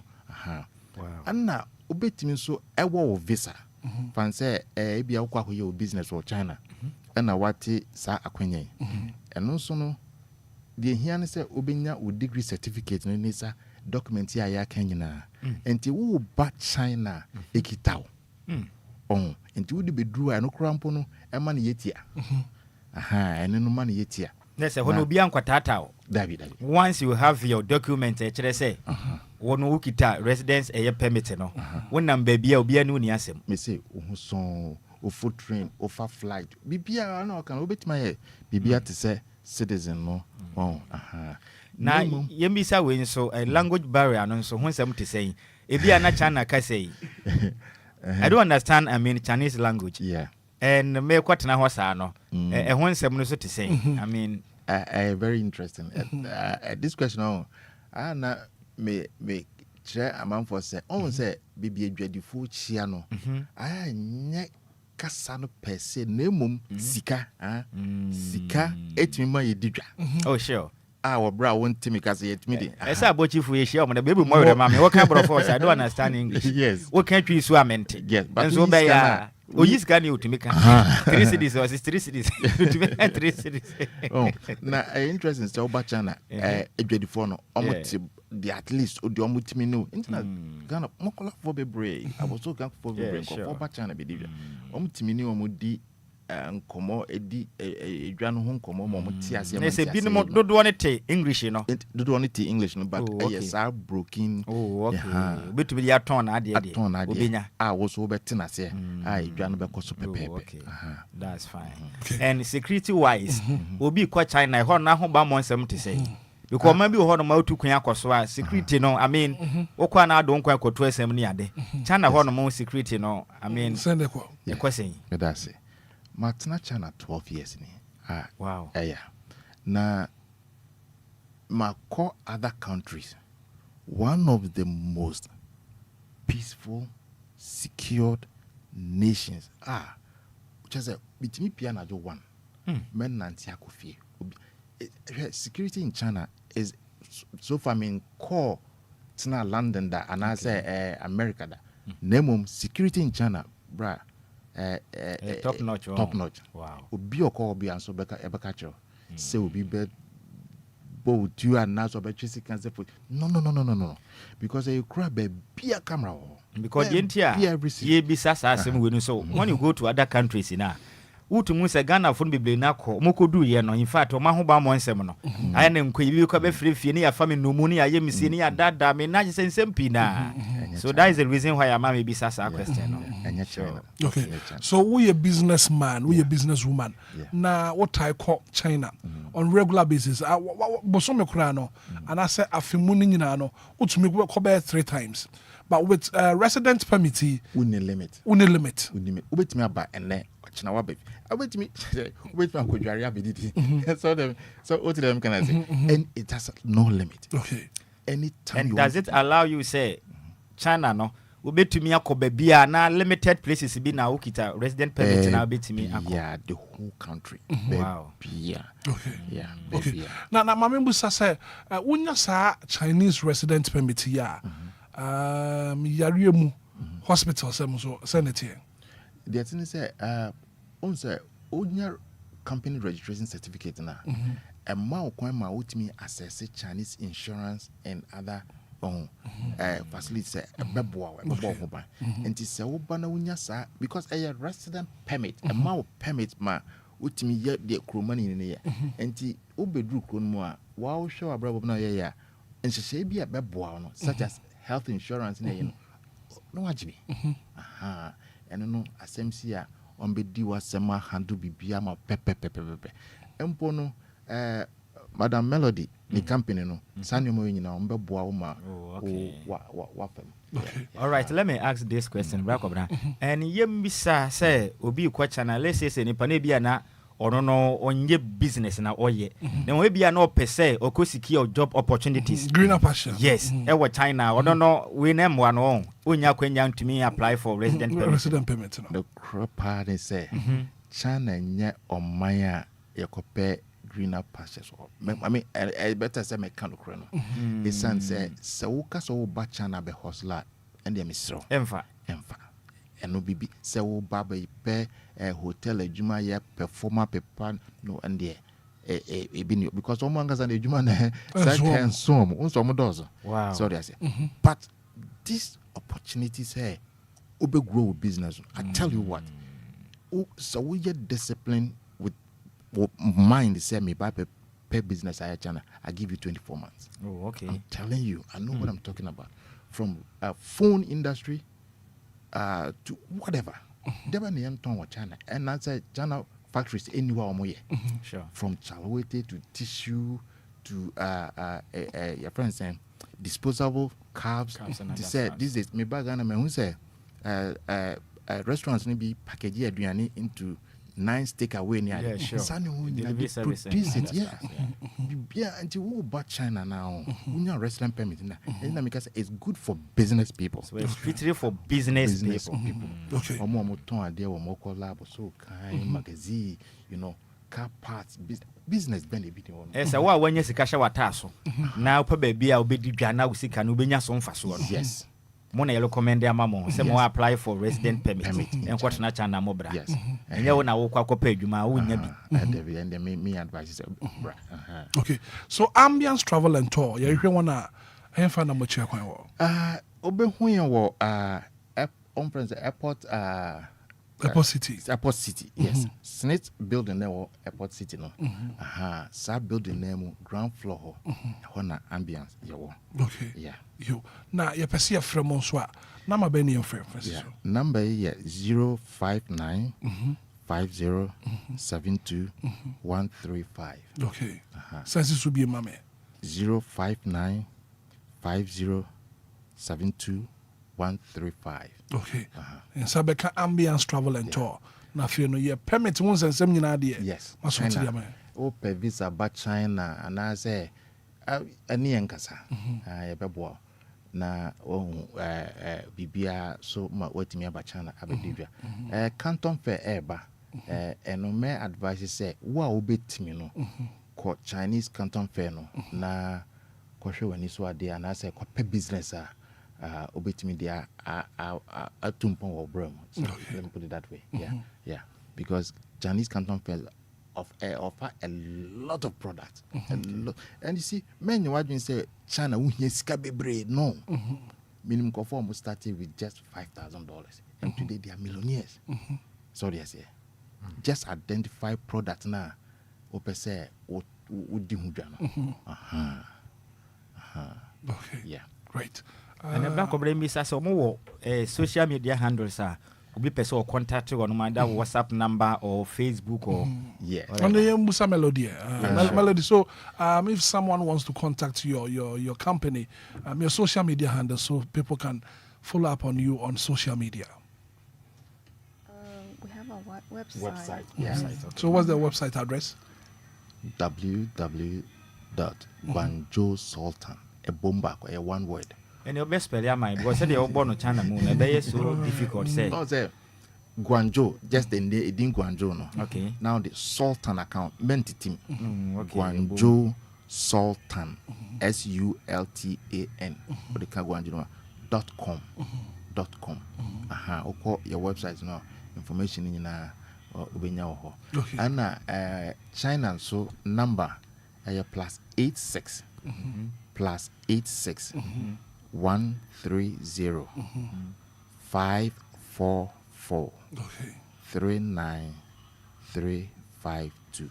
Okay. Mississippi +86 130 544 39352. Yeah, and no WhatsApp no ebeba me ho. The WhatsApp number. And aside that no money Telegram and I say Facebook account be because the people hold my back when be on more social media handles. E be no more big crowd be let's say Facebook, TikTok or IGN other stuffs and TikTok Twitter can I say X more any social media handles and be what's that? Yeah. I've been developing a one because China no Facebook is not allowed there. Yes. China phone call Facebook. Oh, Facebook and I just say an outside China to say me say me had to say that's a wapa China there. Oh, Facebook account. Wow. But so China now will be creating Facebook account there. Kind more domain unya. I just said TikTok or Krabon call one. Unya. Okay. Yeah, foreigners in there. So what created that our hand our access to. But say China Honman so create account and there's no way because Google Chrome our yes, you had some point. Because that's the share media handles and the high one. A boy say Kumi. And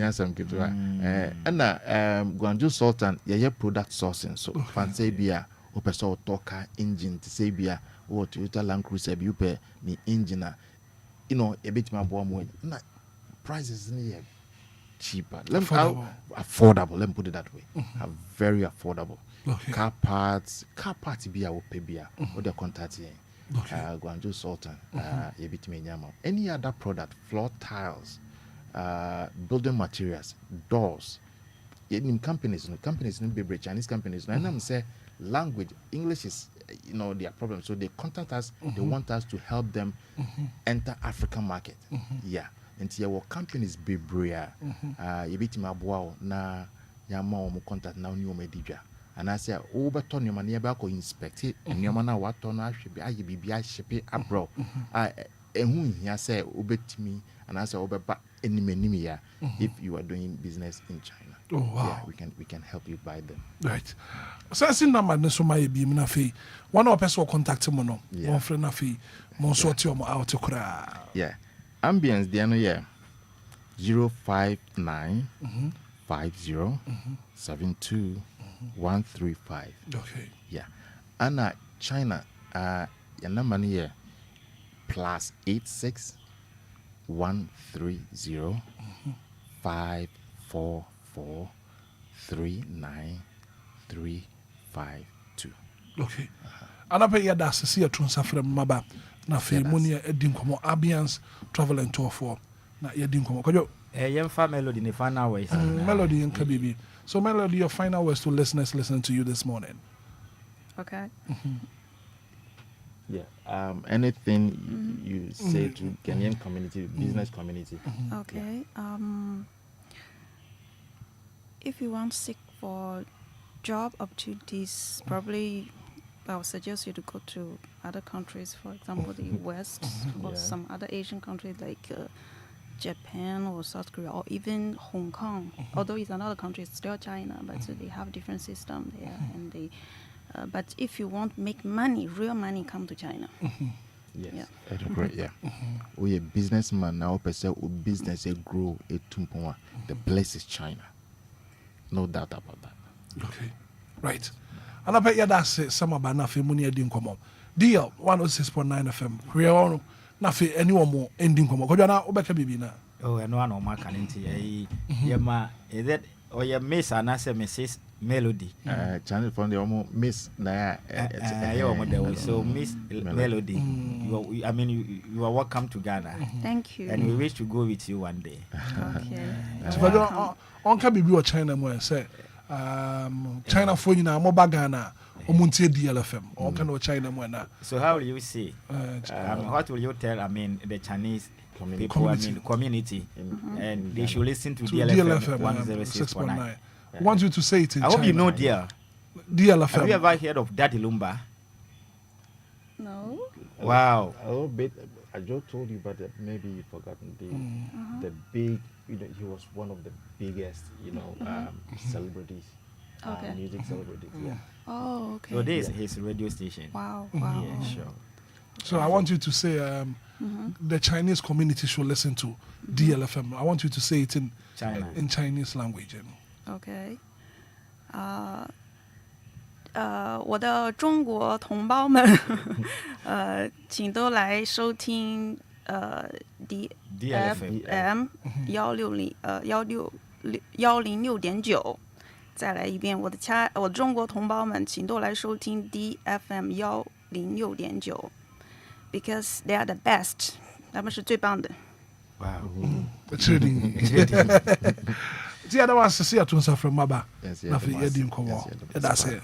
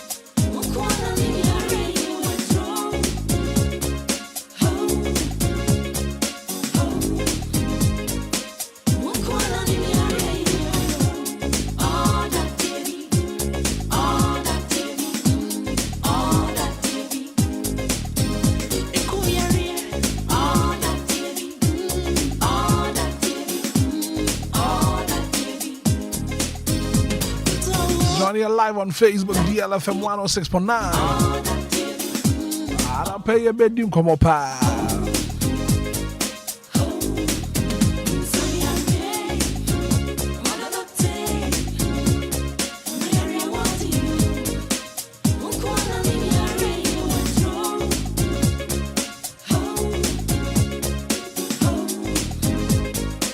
Now, because there be a silver lady birthday.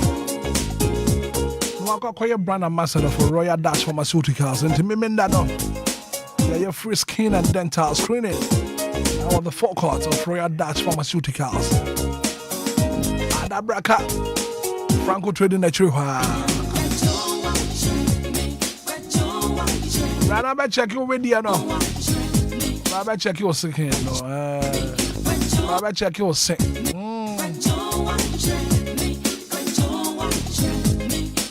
Ada pa non so pepe.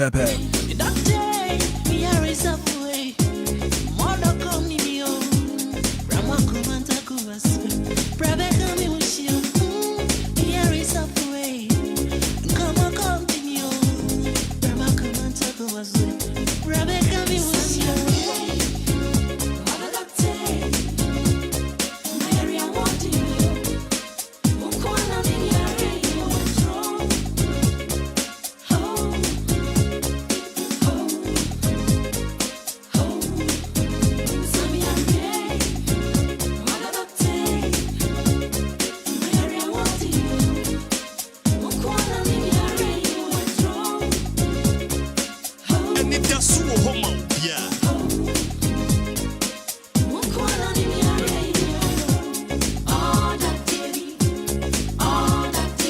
5 minutes after 8.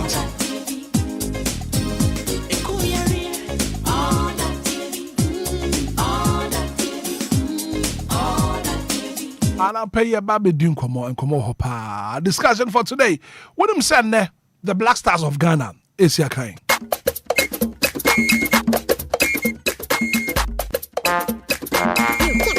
Body roll roll.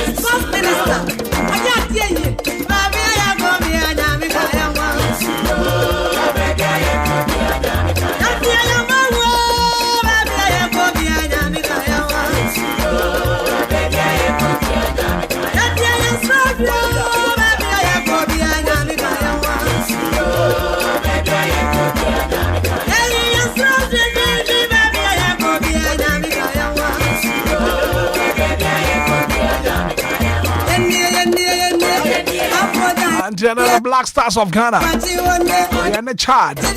It's your kind. This Macadu Satna said. And Shaba Quadio Samibiatna said. And I pay me Pessia Dim Como. F football. Ghana Black Stars, Ghana football. This my good morning. Boss, good morning. Bibi aboko de. You are good to shine, boss. I hope so when na me adome so me ho ya pa. E jaba kwadwo sami bi kwadwo matching. Yeah, Major Sonia. And ye din komo afa the Black Stars of Ghana home. Yeah. Na what mo ana Ghana Football Association at the estimated budget e koma if you know. And the sports minister the pen the paper tro ho si we metwam mateso metwam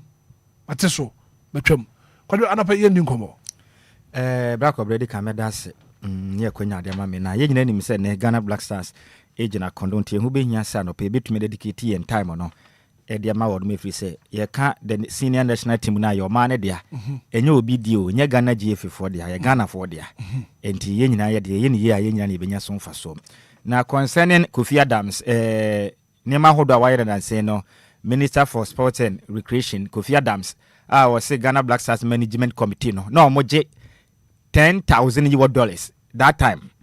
Nana players in Swede 5,000. Be national assignments. And Kofi Adams is same to them now in some for Kasa. Efa Ghana ne chart 2026 World Cup no qualify in 17 World Cup no. Na wo share and small World Cup na na we no your friend is management committee no. It measure $10,000. Na no I just want to understand say you pay nipa ba ku bia and I get $10,000 no. Yes. Management committee member get $10,000.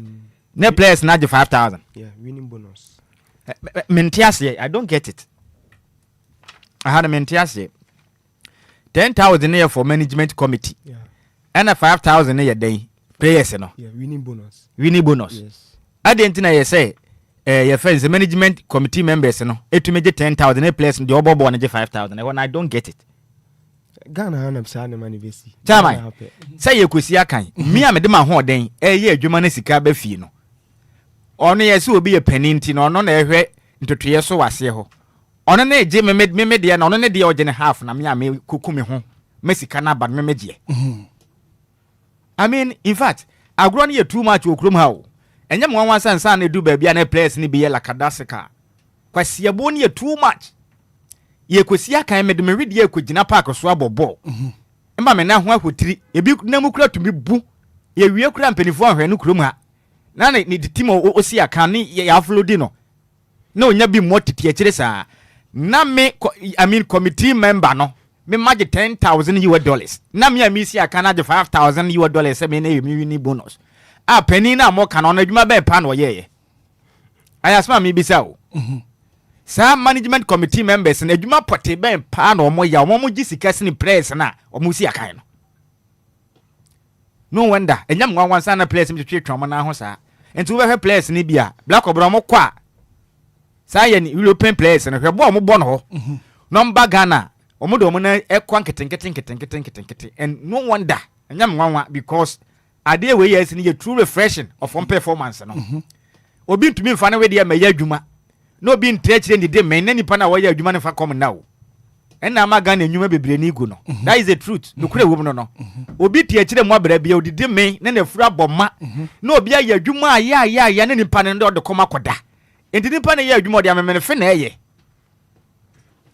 me de pa se wo twetwetwam and Kofi Adams e kire mu a sa pedium ne ade ne so sa management no na pedium na o de management members no na 200 ana meboa technical teams no almost $200 they say no me dey corner Could you break it down estimated budget sports GFA at the Commerce Sports Ministry no and I feel dear ministry no approve first on the list I'm the call you know omo trokoi some here chartered flight plane omo di tu kwan no yen charter enfama omo and no much $300,000 and a sports ministry say I know they will approve it. Per them for 26 players and a day be a Yabema player be $150 and also Mura Kofi Adams say will approve it. Per them for the 27 officials. When I say a team no the players are 26 officials are 27 27 officials 26 players maybe we nya botre of impenifo no mudi team na chi no wuyi technical handlers ne fa ne be a coach ohu e be a coach ne na assist ana meboa ne o mo befa Jesse ni ade ne be team manager ne doctors no e ka ho na physio video analyst ni ba ko 27 ne zo mo do assistant players no almost our media ne ka technical team no you know na media ne say and the GF in one number. So per them for 27 officials, you know, $200 and also sports ministry say will approve it. Omo kopie mu chada a day biano accommodation for nipa ba ku biano $250 accommodation. Baby obeda no. Omo koda no. Into no 26 plus 27. Okaboma na just send nipa no ese ne yakro no until $250 a day and also no sports ministry no say will approve it. Incidental expenses kojo I don't know here. Incidental expenses putu prungwa nhia bi ba ana bibia yesu sunya anwe ho ne betoma incidental expenses GF truck so here $60,000 60 incidental no nko $60,000. Anna, Ora Kofi Adams, Sports Ministry, said there be remember $20,000. Meals in Chad, Adriania or Chad, you will be no. A day biano will be abedi $80. Meals in Chad, $80, and also so you approve it. Bonuses for players. So we need match, you know. Our Chad and now. GF truck was over $10,000 for players, you know. And I feel so ministry said there be minimum $5,000. Bonus for head coach, I had $20,000. Kofi Adam said there be minimum $10,000. Bonuses for assistant coaches. I don't know, truck was over $10,000. Ministry said there be minimum $5,000. Bonuses for team officials. Now, coach, you know, on your official. Bonuses for officials, you know. Job for the boys. What you said was $10,000. Ura Kofi Adam said there be my cancer no trim. Bonuses for team doctor, physio, video analyst, psychologist. Now, I'm officials no. And also so $10,000. Ura Kofi Adams in the sports ministry said there be minimum of $4,000. Bonuses for kit officer, media mazoa, welfare officer, and a dietitian. And also $4,000. And also what they be mama. Omo truck was say, omo pay $8,000. But our truck was say, obe mama $4,000. So budgeter, aye GF do call you know. Ministry, Brony Beka was slashing budget, you know, from $1 million, $239,000, at about $841,290. I just say, Ura Kofi Adams. What you say, who? I mean, you. And we've been joined by Libya Boganso join here. Libya, my memoir kwaba. Hit, Bejoso. And I pay you bedroom come. Micheti force. At you for Joso. Kodo, I mean, you. That's so we break Bibia down the Amaya na. When him, Sikani, ya can say na ya $10 and Ghana for do one or moon side name CD to $1 no. A ban a bay of marginal crimson in Kakra. Sir, $10,000 no more Kasenka. Or Madame Technica hundreds and Obia just as a Caribbean. What the bagana sika imwa ye cities in imwa 120,331.19 pesos. Na saka ye senior team ne kobo match bia na ye mu wini a. Openi okwa akire ni bi no nya 1.2 billion 331 cities 19 pesos aka ho. We di team na chi akọ into a management committee member. As o madi sika pa okrum ha o. Say ye di team na chi na ye sifia ne ye bodede ni ade no. Openi bia men 1.2 billion sika ba ko a sika management committee members ni nyani so monam 27 akabo me na hwe Ghana sika yeko sa sika na ye FIFA na de ma o ma na sa Ghana sika na de yes ade no but you're from the sports ministry no musika no ye Ghana ye botom sika na say taxpayers money me de enye se obi tan obi o ɔman yɛ nyinaa yɛ dea sɛ yɛyɛ ade a wɔho mɛn yɛ adwene sɛ yɛ ne yɛwɔ ha enti yɛn create loot and share yɛn nyɛ ne yɛn ne didi yɛ mɛn because yɛ football people ɛne yɛ nɛ no wonder sɛ ne Ghana yɛ ni agopama a ɛyɛ standard ɛbɛtum de asi akan wɔ kurom a wode wobɛhu sɛ nkyɛ bɛsan akɔbɔ Ghana bɛba wobɛte ho nsɛm ɛnɛ Kumasi Sports Stadium Abayala Sports Stadium mo say enye standard for just confederation enye standard Accra Sports Stadium ensem Cape Coast dey ya emiri bi atwa mu siesie kohwe de aye Esipon Sports Stadium ene am say ye kuro mu ntumi mfa nye ehɔ ne mu nyina afuse kusu Aliu Mahama Tamale ekosi sei mutumi tam sika 1.2 billion mani pa ba ko so ye management committee member nti wonji sika we ni won konkodi wa wini match ba ko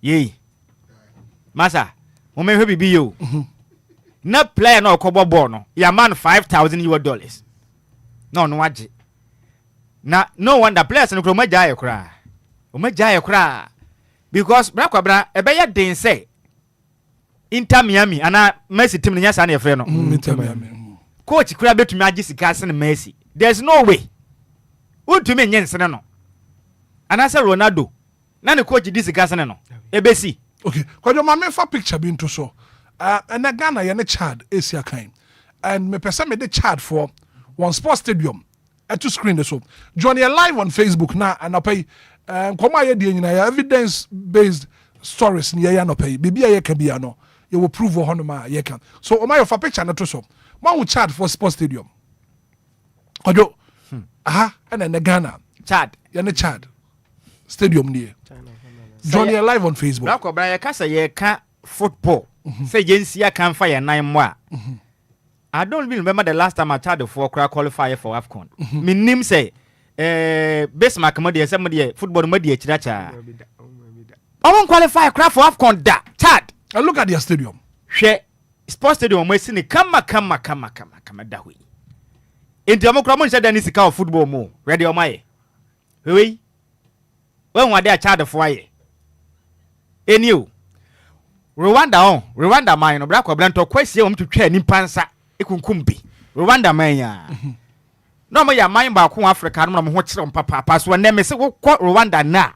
And we most sports stadium I will so be film sabi entinya nimpa na eya football no ho ana enya nipa mete me it's about time say metumi o say mpanifo chi nipa tumu okruma it's about time say sa wo ma mo hwe football so Ghana ye kan na bad ni hurewure mu a na FIFA be ban ne FIFA ban ne it's about time say mo be chi nipa na to afiase me say krono pa mpanifo mo hwe football so de bo Ghana no bra kwam na mu ohwerem eye too much adan sika hodo FIFA de ba Ghana ni hunu mu mpanifo hunu mu adan se football sika bombe tu kwanya ko ba bia yesi yemfa budget nko ma aban na aban mfa Ghana for 1 cedi no emfa mo nkonko chani na pani ba ko abotai na oma na fa ne ho card na sipre mu na wabo AC yakọ press ne do o mawedi AC aka na yewie na yatam 1.2 billion na man se management committee member wonji nkodi e wo kureyim sasenti de obedi nyina oma na fa ho ka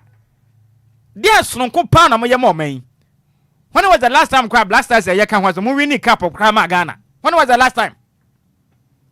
Sikana munya no so mo fancy esi kureyim hwe football pitch na nkasa mo amusi aka wo so no ni nyina sei mutumi fa sika ni binya na yencheni e na ekoso me on wake up no sanya sa Ghana mebu no betu kwan akɔpa adwuma ya na ka yan qualify yan ka mepa because ye be boka yes for to me o man ye nya hwimfrim kwa ye kɔ no Ghana na behu na mane I am telling you Obia market you can mark it on the wall Ghana qualify se ye kɔ wake up de me bɔ mpa se ye qualify but o man be boka ye nya hwimfrim sika ye benya as appearance fee no won be kyɛ ni nyina di bako kura ma wo man mu se yam fancy sie football pitch we nya ni yie na Ghana fo na ga se esi aka na ko leg ne kura nya papa da ye nya bi ye fa bi nkosi esi akwan ye Ghana fo ahia fo sika na be san de ko mo asan chedi etina ye football na ye Ghana fo ne nya so mfa so ana se bi nkosi adwuma na ye amanfo ye football nya brabo anya sika de esi o man ye kwan ye bia ne ya boka sesen Ghana man peni mesra fo na si fom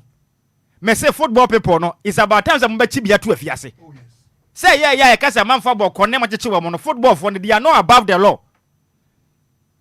Omo nsena mra. Ti samu ntumi emfa FIFA sika no kwa anya football na Ghana no hia ni sika bekom dia. Eso mu bu nkonta kire yen. Bisa ho se kroma o mampani kro oje sen month. Na yakobo ba kwa akoba na 1.2 billion. Said oye management committee member na waje. But you heard the current state of Accra Sports Stadium. And no picture na me there to so no. You see? Yeah, to Krom Hanum. That was 2008. And then President Kufuor. Yabo Afcon. Hey, you see pictures. 2008. Can 2008. See Sports Stadium. Come on. Hini giant. Accra hey. Babanya last Sports Stadium. Eko see a sipon. Fresh one. Cape Coast there kwaye ye. Huh? Eko Eliu Mahama Tamale. Ako si say. Poor maintenance culture. Ya seni nyina. Hwesika hodo ampanifo bi digu ombotom o mam hanom. Ade ekọ ma na nkasa de ne mpanifo na ni nko na mom individual ne de mbabo ho kai ne yi. I mean how? Omaya fa Kumasi Babaya Sports Stadium de no so. Na etiefo hwe Kumasi Babaya Sports Stadium. Current state of the Kumasi Babaya Sports Stadium. Onfanto so. Na ka me bom pae senke ne be kwen betumi abedu. Said you share ho bom. So kodo the current state of Kumasi Babaya Sports Stadium. We yo. Libya, current state of Babaya Sports Stadium. I say espresso. Babanya last sports stadium. Libya, espresso.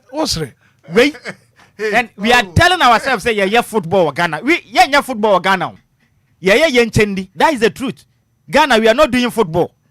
Because we have football, no black or brown, near grossy. Sika Yunugu kwa. Now you never be crazy, yakai. Now, Buffy said, Kudus. Oh, my, home and find a to James when you name. Onye Debbie we Tottenham sikwa mutua ma no we pitch obosobo na mo ba ma ye pitch and tan say dia ma no so nkosi aka no nku no ho saa sesen no pre no koda fia sika be no do be hwe na busua onye and even sika ma de ma no kra no bra kwabna mo management ne mo pese mo je kra se no no na wo de na wedi sia and Saffield we Muhammad Kudus sika ne saka a week our Tottenham Hotspur £150,000 a week Monday to Friday more money $5,000 so ha o mebu ne nam so busua ni kura nka be fa na chance mesro bo na be bodo money na ho mesraw emfa we de nkohyem ko pra wa haye enti Ghana for mesra mo free na ekọ mo men susu ni players na tem yes mo men susu ni players na tem papa fom so ni free won enya wo no mo enye players na asa na mom efiri baabi na eba mpanifo ndi disene won into mobile so mo bo mo na ne ho bra bo ho ban se be ya wokọ ayi Atletico Bilbao se hwan Inaki enya ho no si akan okọ ahwebo a wo bo ne se de o hye goals ni ade recently I think say na captain o mutim no kra so yes on captain on your place papa but oba ha ekosen on say sa o bra ko bra ma omumra mu bi me dia agura magi bre ne nyina yo Bismarck I do say atna say Bismarck en centroni Bismarck mami ti wa do pay. Well, boss, Yenchi Tifo say Danny Daumachusu DLFM say I'm a #1 and favorite radio station. Na me a privilege to say Nemenya Kunya ba show you so. Nice one. Boss, Black Stars in sense dear Arizi eyebrow in United say at the time Honorable Minister friend Kofi Idi Adams at the budget no ebeto montin. Na say in Ghana for ebe kai ho before say NDC aban eba into power no. Na yabo World Cup qualifiers no 4 matches already. And during that time no. Na yemfa budget bia emma bontin. Yenyina ebe kai Honorable Minister Yusuf Mustafa ona no ye ona former Minister for Youth and Sports no. Na boss na dia kuma dede na ba sounding blaster game and young tactics, young statistics, young possibilities a bit me qualify World Cup acquire budget buy because ideally a beka say enye norms, enye routine a dane da a blaster game aye. Ne dey na akobasa. Ye beka ho na ene Chad ene Mali game ya sad time no ne ekọ away to Mali. Ne abebu home to Chad. You come Mali to me ko share. You ko share. And you share Chad 5 and proud to these 2 games no. Rakwa and some trofo busa Honorable Minister ya Honorable Kofi Idi Adams say ebe timia onfa budget Black Stars say the ebo sa 2 games no mra bontin. And honorable Asimo Khan is a Ghana for the budget near them. These were the words of the honorable minister. As a then. Adams. Yes. Yeah, but now a bashing various studios and some 12 phone crew a bashing. I can say on mine seek a taxpayers' money and a debo black star no bra. It is all about abontin be dim komosia and your fair. And one way or the other, no black my supporting say obekans but the choice of words na when ye. Because that time no, during that 2 games na near back one. Black na near above 6 African Cup of Nations qualified, near winning 1 game. Now Kupa Aduma December AFCON ebeko so Morocco no. Ghana near grouper Angola, Sudan, Niger. And Ghana. Back on Sudan and to question Krum. They were not playing the qualifiers in their home Ghana home soil. Niger any car and standard pitches in terms of no more Krum. Angola pen and elbow in Krum. Back on Sudan Baha Kwesiapia any bebo 0-0. Assistant coach or Ghana ni Ignatius Fosu or catch there say Oman non person meshe Ghana. But Tomu Kumuroko meshe Ghana. Ghana for oh ya pitch in enye. Before that, no, near Angola bo krumu amoma share 1. Ghanaian say ya pitch in your boys ni bobo amanane hybrid pitches no bobo also. Ya pitch in your so okay fine. Morocco dear omo standard. Morocco pitches omo in standard. FIFA approved cover approved pitches. Back on na ya call Sudan boy 2-0. Sudan SA Blasters 2-0. And so ye ni Niger. Oh yes Niger dey be twa for so. Morocco Niger SAyen 1-0 and so Yabab Ghana ha against Niger and so dabi away no Niger ne no 1-1 Yaba Niger be share 2-1 Otuado Obia wo sa game no win crown fan ku ba bia Niger show 2-0 what ka ba ko wo Resi Park so eji wani na say papa wonye serious ana ba community dia ama dede ana say Adina kwe hewa montini say because of past administration na opening a friend honorable Mustafa Yusuf da no yanko tournament bia mo man fa budget ama bonten da. Now I think say honorable Kofi Adams he's been called to order the boss you be kai time his excellency John Dramani Mama echo release sooner or catch them say you should make sure say Black Stars Numa Biano must be transparent. Because they be a politicians they do baby omu refu omo. Because Ghana foko chromotin omo de o party neba abamu. Ana o party no ema onya sadi breno. Into one way or the other indirectly no Ghana for na appoint to. So you are serving the interest of Ghanaians, not your political party. And come here and say Obia do sports ministry wana na ni refi no na say men kan say oni FNI kunaive but FNI no bra kom na me wofa inshaba ka say aban na say you start chichi football people ni bigum bra kom na san go fu no odo nsa ka o mu ko FIFA o and FIFA bet ma bando 5 years.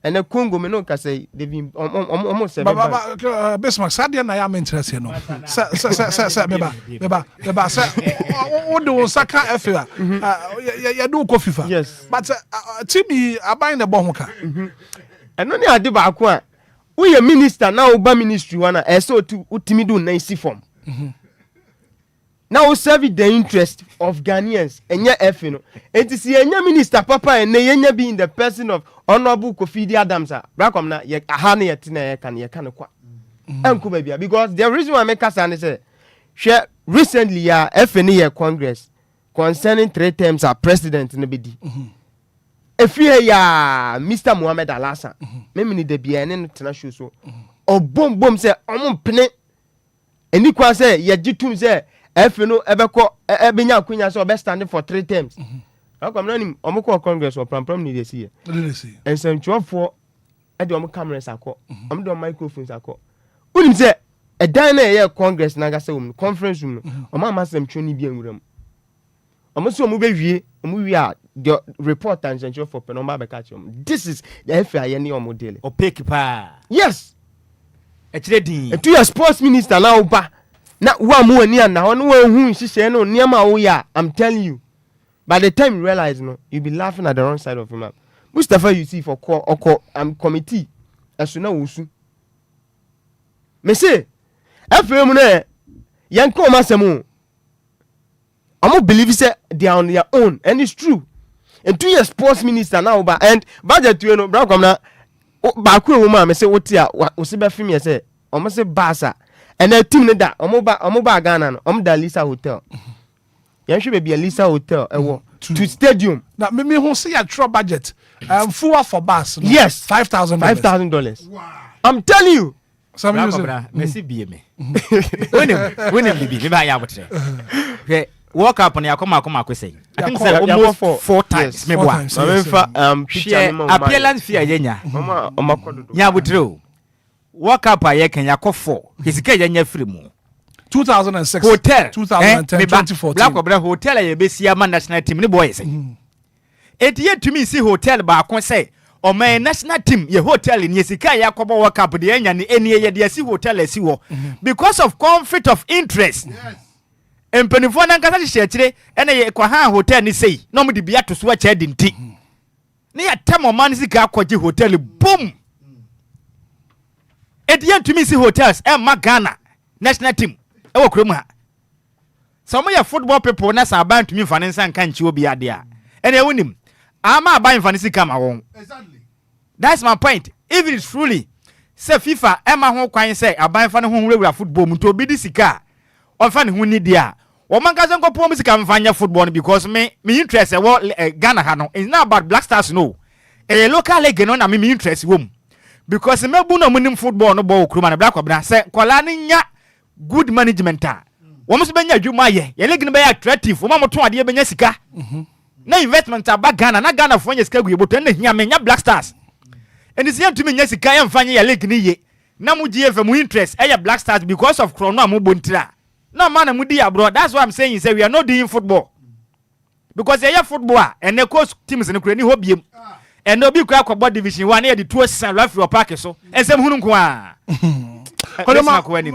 Bismarck ma musa as a sports journalist menim say football what dey chire pa head coach assistant coach omunye team officials so how then say budget beba near beka say bonus for head coach bonus for assistant coaches near say what budget for team officials team doctor no onye team official physio onye team official video analyst so team official kit officer one also team official welfare officer and a dietitian omo nyina team officials nti adentin near budget for team officials there's a separate budget for team doctor physio video analyst psychologist boss I know no make us a job for the boys and say chromo ano yenya a lot of instances obi timi yanko yechikra the past administration led by lawyer Nyantechi and as expose ni ba no na enema ni bi wa a company bi wa ye register be na ye ni nipa any company chromo anema yesi no nti se woyɛ pani bi na wobɛdi institution bi anim na unni ɔman no ho dɔ ondwe ɔman no fɛ ɛkane a all the time yɛ nyinaa wode yɛ nyinaa kugu ebunu mu nti we ne deɛ ma ne nyɛ nwanwa a job for the boys and ade baako a meti a na me yɛ sad ɛyɛ saa media portion no media onim sɛ yɛse nkɛma mu $8,000 na honorable minister kwa wa mu bi no offer in Shiraba Kase League na nani so and metima catch round metima traka on authority say ye can F no bonafide property a league no and ya blasters ye can F no ni bonafide property a league no being it the Premier League, Women's League Division 1, Division 2 and even Senka coast ne other so one can no F no bonafide property I was saying command any con Black na say F no suma media personnel amana ko cover Division 1 league e ukrumu a oni ma hia de ma no the man say 250 Ghana cedis inti samiti ya sen kam ye FA media personnel na bia me wakra yesi me nko bie enko cover game ayekoso bia irrespective of where I'm coming from, where I am. Any baby I make on 250 Ghana. But once upon a time, GFN STC nya in Kitahudi bi ana yama referees ni media men for free STC buses cover matches. Because he say massa. Yeah, but say STC never hold on. Ghana your percentage of women I'm say 10% to 15%. That is the truth. Ghana football. Me say STC now work can confirm ma because Ghana your percentage of women no. Would obi opebi onko go no nko search hwe. Last me check na 50%. STC na ye Ghana de na ye de be wo. Adani private owned company. Mpenifo na chafa no the own business. State transport. I'm telling you.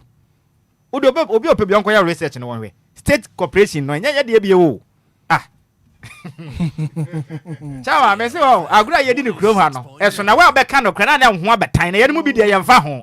We always say the truth because ye professionalism. Ye kasa de asem se de tie ye mbrabra so eno ma no ye ni ye nyina ne ho beto yo adenti na ne hwe kasa ta hodo a other countries no e kasi true football true football ko kasa to mo ye en broni tue sika na bo de mpo tue 10,000 kura ko he match en ha no because obenya standard no de opeso hu no behu quality no ye bobo ane ye bobo won techim bo no to fom kura wo bo ntumi nko ni we na yesi players na sa na penie de diame o dane kam na air conditions ni so na player no wo bobo no o ko fa trotro no de ko what you say wouldn't producer send me a picture bi na me pesa meka wouldn't see na child bo wi a ye ne mali na bebo Accra Sports Stadium and na ye the ticket prices for our Mali Fisher na cash out VVIP 1,000 Ghana cedis. Politicians so VVIP 1,000 Ghana cedis and a VVIP annex 500 Ghana cedis. VVIP VIP wings 300 VIP lower 200 center line 50 Ghana cedis and as usual popular stand 30 Libya brother hit major papa base na debia me kase miawani ewa brabo imu na aban positions na ko shebi they aka na nyina cash out because hit hwe eba football minyank ye twam di dada. Yes, I'm telling you. Ghana han one where hit me guys say October on the 4th October 2010 Nigeria NFF for that is Nigeria Food way no. Yeah bande because government interfere executives and that is what we have to do. Unim ebe bande no afi the government took the team and afi prepare and no CC ni ye. Hit that is the minister me bona baso wetimi twetwe min kai say hit Ghana have football budget be abama ya slash be that. This is my first time I mean I stand corrected. Say journalist bet me aka tell me I stand corrected. Yeah, hit say on my way home. The ni amre na we leaders no and rule with an iron fist. Ya bebre papa. Yeah, we say your national team and I say football association. Do they generate money themselves to do something for incident shiraba e ka say hotel back be no matimi esi aka say esi hanoma this one the GFA and esi sa hotel na nupo national team exactly the BSC car afa hono hwe so le muntari obo so tro emre bi etwa World Cup officer they all know what is going on about so now the videos in it is there about so because o the we no bre na etietia ne nan na e won ne nan no bi tran o she coat o kodo kro de ne girls go wonum to am the girls go oh yes I'm a party girls go and it is alleged I'm problem no the young canisa mami mbo ge bi din sesi ya na me tro de okore so it's high time I heard o man sika the we nkrofo di ne nyafo no wo I'm hoping say His Excellency John Dramani Mahama the way I share say here the ni kokoko baby sectors we know e be real everything yakata bibia so nothing is transparent to us now fisika e come officials na omo ahwe media for ni nyina na are they not part of the officials yes chichemu saa biemu ni efesika. Okay, so as we speak now Black Stars national team ye kobobo ye dan aban now when we say Black Star was sponsorship MTN Ghana sponsor Black Stars Puma sponsor Black Stars KGL Group sponsor Black Stars Goldfields sponsor Black Stars Glow once upon a time no more sponsor Guinness Ghana Limited and a lot of companies sponsor Black Stars. Now some sponsorship sikano best make fine sponsorship deal last semana nkɔmɔ a yɛdi wɔ kurom a dodoɔ naa yɛ saa de no because ɛfɛ ne timi tam Black Stars ne nyinaa timi kɔ friendly game. ɛmo a mo bɛ di nyina ɔmo ɛmo sponsor. Yes. Obebusa sɛ ayi company bi din egu Black Star jersey nim ɛho hyehyɛ te sɛn. Yɛbɛka kyerɛ sɛ they are not accountable to anybody. Me say ɛfɛ na ɔmo wɔ no yɛbɔ Nyankopɔn pa yɛ sɛ honorable minister yi a waba no munga mu sɛ na ɔmo start ne saa because ne papa mu na nka nipa da sɛni kita adwemu fine ana ɔde di dwuma okuru mu a anka budget a yɛde aba monten no o mɛka sɛ you have clarification nti ɔmo si yɛ mɔ mali game ne nwie ɔmo so de emuaye bɛba and we are waiting go nyina sponsor Black Stars boss some common de enye na ne fiti ase di o and oka asere uhwe nsuo gu ebo so no enko ba bia enti nyame ne yɛda na ase sɛ ne yenya sports minister why ready sɛ obebie bia so and we are solely behind him. Yes. The oil no central for pe Ghana for pe. Send the tie bia so e ba monten e be ma ye tie fon so ate. It assistance we sponsorships ne de boss. Ni nyina ko afi ni wo. Before inshallah now me feel say sponsorship because they are all cash. It's coming in the form of cash. Until me feel say sika no mu na aya ye cheche na e bia bonus for we no and I know David budget na me see be bia from scratch to finish. Abandon na ya budget akoma no. And this for so many years. This is the first time a budget ababontin.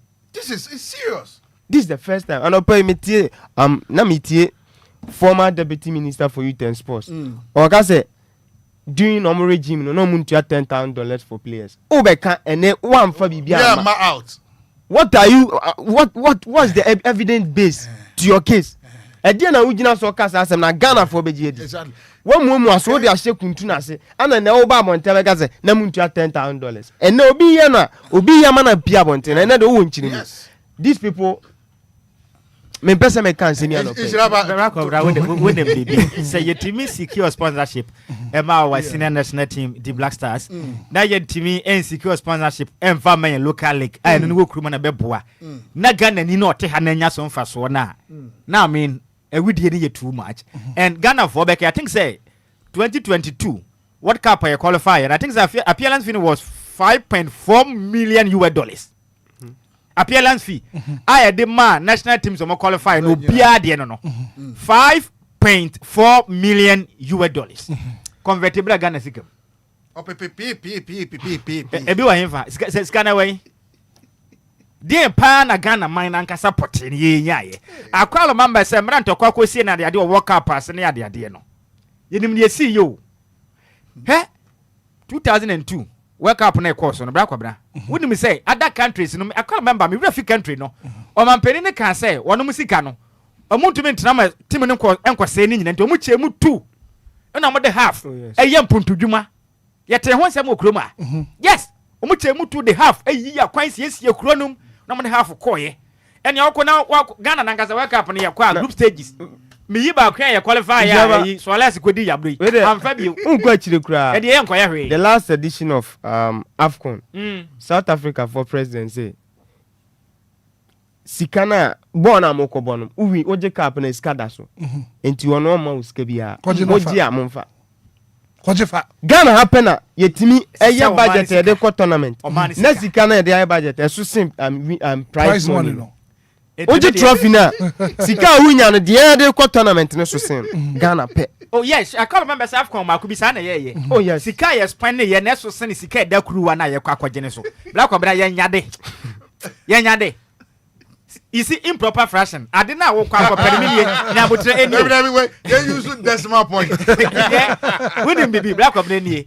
Ye ko akwaye adwuma ko pesika. DLFM a beer company, e papa beer company. And ye adwuma. Adwuma na ye na at the end of the day no ka e ba no sesen fa so ye adwuma na ye ne den. E dey say betum. Ana meboa. DLFM adwuma ye se nya mfa so nya sponsorship na ye adwuma fo ne ye sika ntua mo ka na ye ya. Enya kwase adwuma.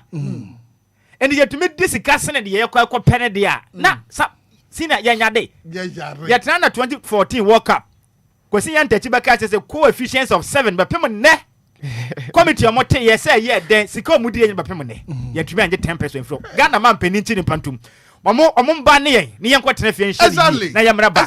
Right. 48 minutes after 8 you met you from Bremna Fair ne. The Black Stars of Ghana ho komo ana yedi ene Chad esia kan ene e wo Chad 0593406565 0534050199. Good morning. Hitman. Yes sir. Bibia boko dear. As the Bibia boko. Hitman, we dey make out. Me pacho that the Lumba. Obo yom de ma blaster. The pacho san be free. A video no so no but say you na san e was so free. A video no so ada roma. Na Hitman. Yes, go start some no be kan Ghana say enka. Yes for you. Because I give you we. Now we are some na say onka enko mo side dia. Edu samwa blaster eco tournament ya. Enya dia wo ge do be kan wa ko bi da.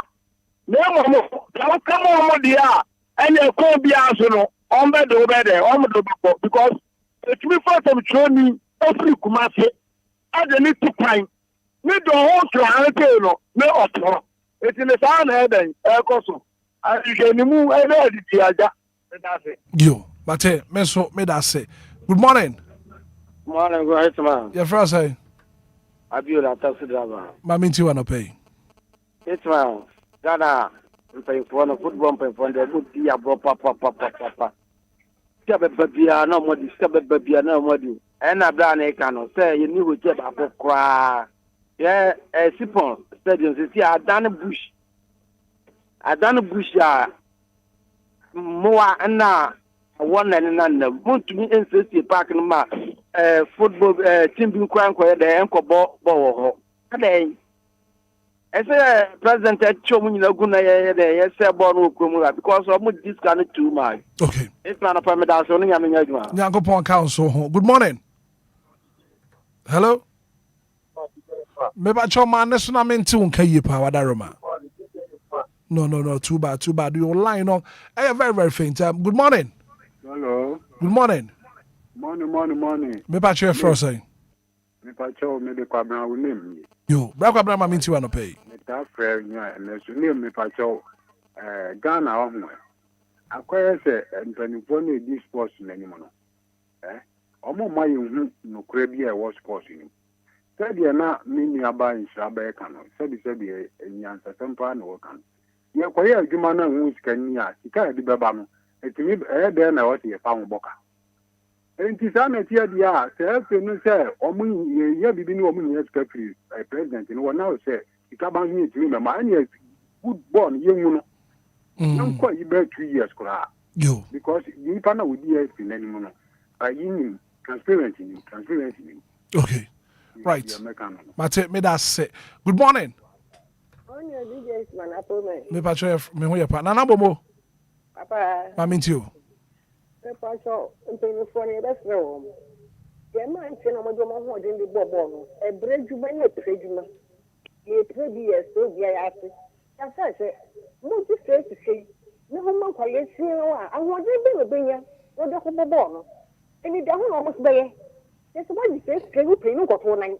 I can't tell you, yes, you show what somebody I go for a good one. No man say, you never bring a double bond, so almost a broad side of the yellow.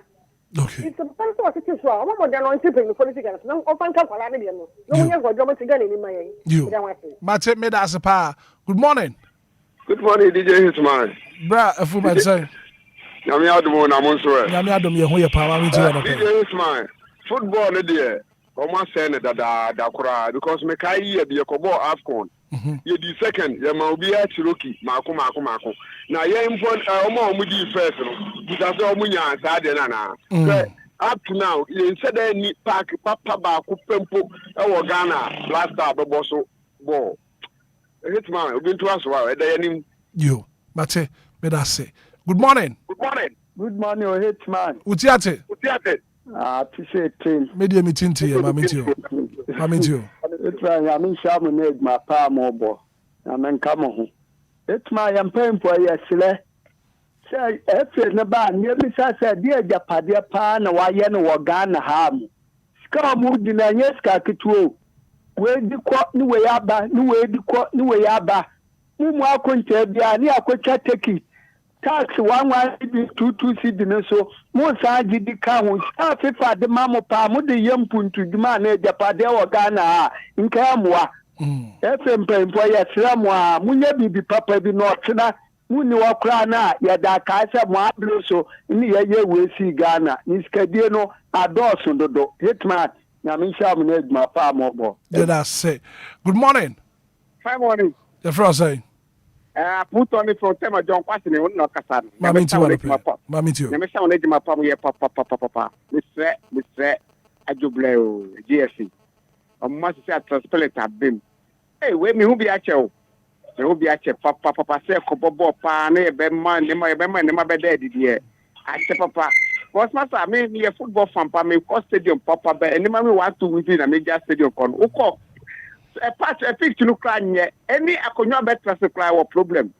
Na ye po cry if say obey we ye cry was stadium no toilet no say jane bia na bibia obey hu ye cry master ho cry e kon. Say yes oba no oye ni yie maye. Na ska no ebisa no ska say president we no dey call e be call stadium e be tia na mountain. Also the be stadium be ye bibia maye. Say ye tia e be tia ska no amano ska no dey 10,000 Ghana so bibia e be tia. But yeah, expect say oh yeah baby am I. And second yes say be a wake up no. If I say be call wake up no, I can make say me qualify club because I dey mu dey o Ghana na bata e enti ase o say oh yeah minister and now oh yeah me say oh yeah sports official. Na some more winning bonus. Free. Pharmacy. Nyakopon anka won so ho anope. Good morning. Good morning. The first say Ina wonde Steven Nyankopon kamo. Steven mami ti wano pay. Na mi shira mo pa ni adwuma pa mo. O hwe de ekosi ketokreku administration ekosi. Na o hwe nyanta chidi ya aban interfere a yeji football efi won tema nyanta chi ye pamu ni. Tani nyina du kadaya. Ye ekosi en nyanta chidi pepe. Yesi nyanta chi ekodi sika.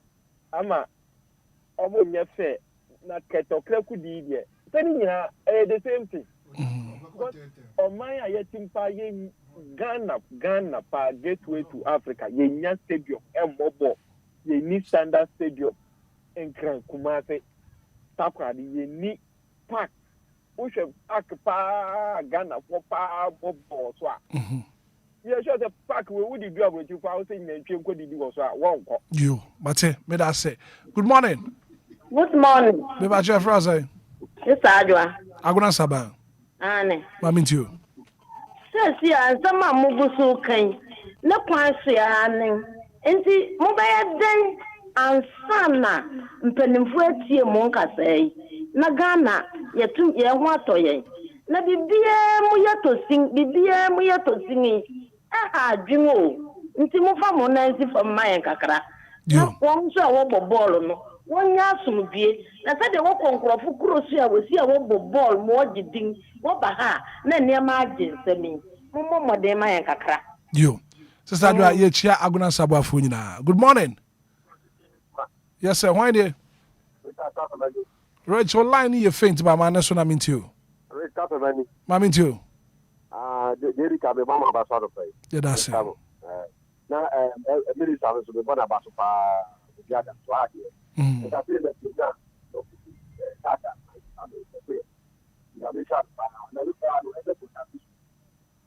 okay. Yo. But Rachel, that's it. Good morning. Good morning, Brother. Bajo when you. Brother, but if you listen, because that's a clear no time. Listen, Pacho, my minty one pay. Brother, me say budget a 1 year. Me dey say upi ha kon se we do 2 hours e wo kwan. Me dey me bomb pass yen qualify ni yen ko. Eh, that be man kasa. Hey. Ya kwa America o. O ko nsawam a brother na. Wo be ko du nsawam no. Ne wa bre ne oni padua nyina bre. Ye be ko se ska we nyina dia na me sire nyankopon se wo ma yen ko. That be tie ya kwa America o. Lizzy America ne ya ko no. Ya kwa brother na. E be ya kwa. En wo ya kokko pa o be ko du nkokko no wa bre ne oni padua nyina ye o ya. Ye ko se ska we kwade a. Ye mfa nsie ya kwa ne ye nsan ne ntra ha ya. Bye bye. Lizzy, what make you point? Thank you so much. Good morning. Good morning, brother. Bajo Froze. Your friend Ben, because I feel large. Ben, my means you want to pay. Baba, no be because Yanchi. You know what you will be necessary at you. It's when they watch him. Eh, Obia and Minty will be our Ghana because Obia he has a channel. It's Ghana and a dear. This is Yame. That's it. You, but me so me that's a passer what to me afraid. I was saying a cow some men that a silver lady and Royal Dutch Pharmaceuticals for a cambo munum sequencia there be a silver Royal Dutch Pharmaceuticals say memenda a free skin and dental screening. Bra, na be check you with there and was why. Good morning. Your friend say Asante Zongo. Asante ma minti wa no pay. Papa, the be am kase. But for na you of so with your man anymore. Omo ni o man na kasa ho. O man ni titire na wo titire. Am o man na tumpon. Na obi ma craft from krom. Abba mo so ani abaje no. Omo nwi no ho. So mo dwi no ho a akanya ba bi egyina ndi egyina. So, prayer je eko friend je. Eko brasar. Omo free local mu na eko. Okay. Local ni ye. Ama na nyina. Na mo so na mo to mo safra obi o no ti. Abrocha ho obi o local na prison o be ko ho. Ya sa ko frɛ wo mu free ho bom. E de o mu ba. O di boni na di mbo, adi fia. E wa ye bani bodi bi mutimu. Say, oh, pray, had your cock, ye know, the abomina, momino, I bet you pong. The idea the own way you all order dano. Here, question of dinner, but no, I bet you have one seeker as I had your cock. Yes, I bet all. The young woman now, and mom, they say, I have one, how much means is you? So what you say? So, she cannot beg you the boom free. I have one in seven. I have one, all Jimmy Yanis ID, and the uncle free obra, me, yet, no one shall I bought. Probably so I have Breno. We jump bata.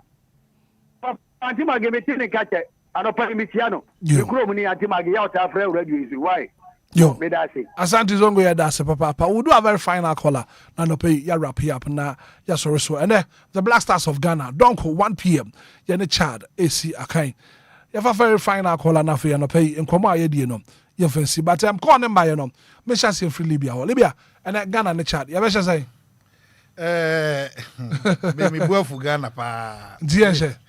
No, you be winning more. You be winning by 2-0. Ghana be winning 2 by 2-0. But going forward, no hate. His Excellency, although Washas are fine because over the ministers in they are delivering. Obia any abre because why the minister say normally about 60. We are be you ready until they are delivering. And minister Kofi Adams, Nyamin Shirana pa, Nyamin Shirana. You qualify more, but Skasemne they hate. As a Ghana 4 bomb pass, I am qualified. Exactly. Well, hate. But Libya American, you know. Hate. Say, Benya visa, what they are support. I see. As a young qualified no crown, you were selected in Kofwa. Madam Gajo. Omeko. Now hate first and you qualify your qualifying series in the gra. You're Omo and your mobo. You're winning your qua. Your players at your moko. You be free money at the end of the day. As I said, say Ebeko goes and Beko go the uncle Conda. But Livia Bagame that's a Bismarck. I do say, Mammy, to your Bismarck. Well, boss, some idea, sometimes what tennis I ask him, but your best say, baby, I do know. We know a poverty elevation tournament in Yankupo Yadman next year, Urban. It's a national agenda. Canada, Mexico, USA. Or the Mexico, no one be conquer. Na USA no no so Trump nso ye ne ho ne ma to the Canada ne de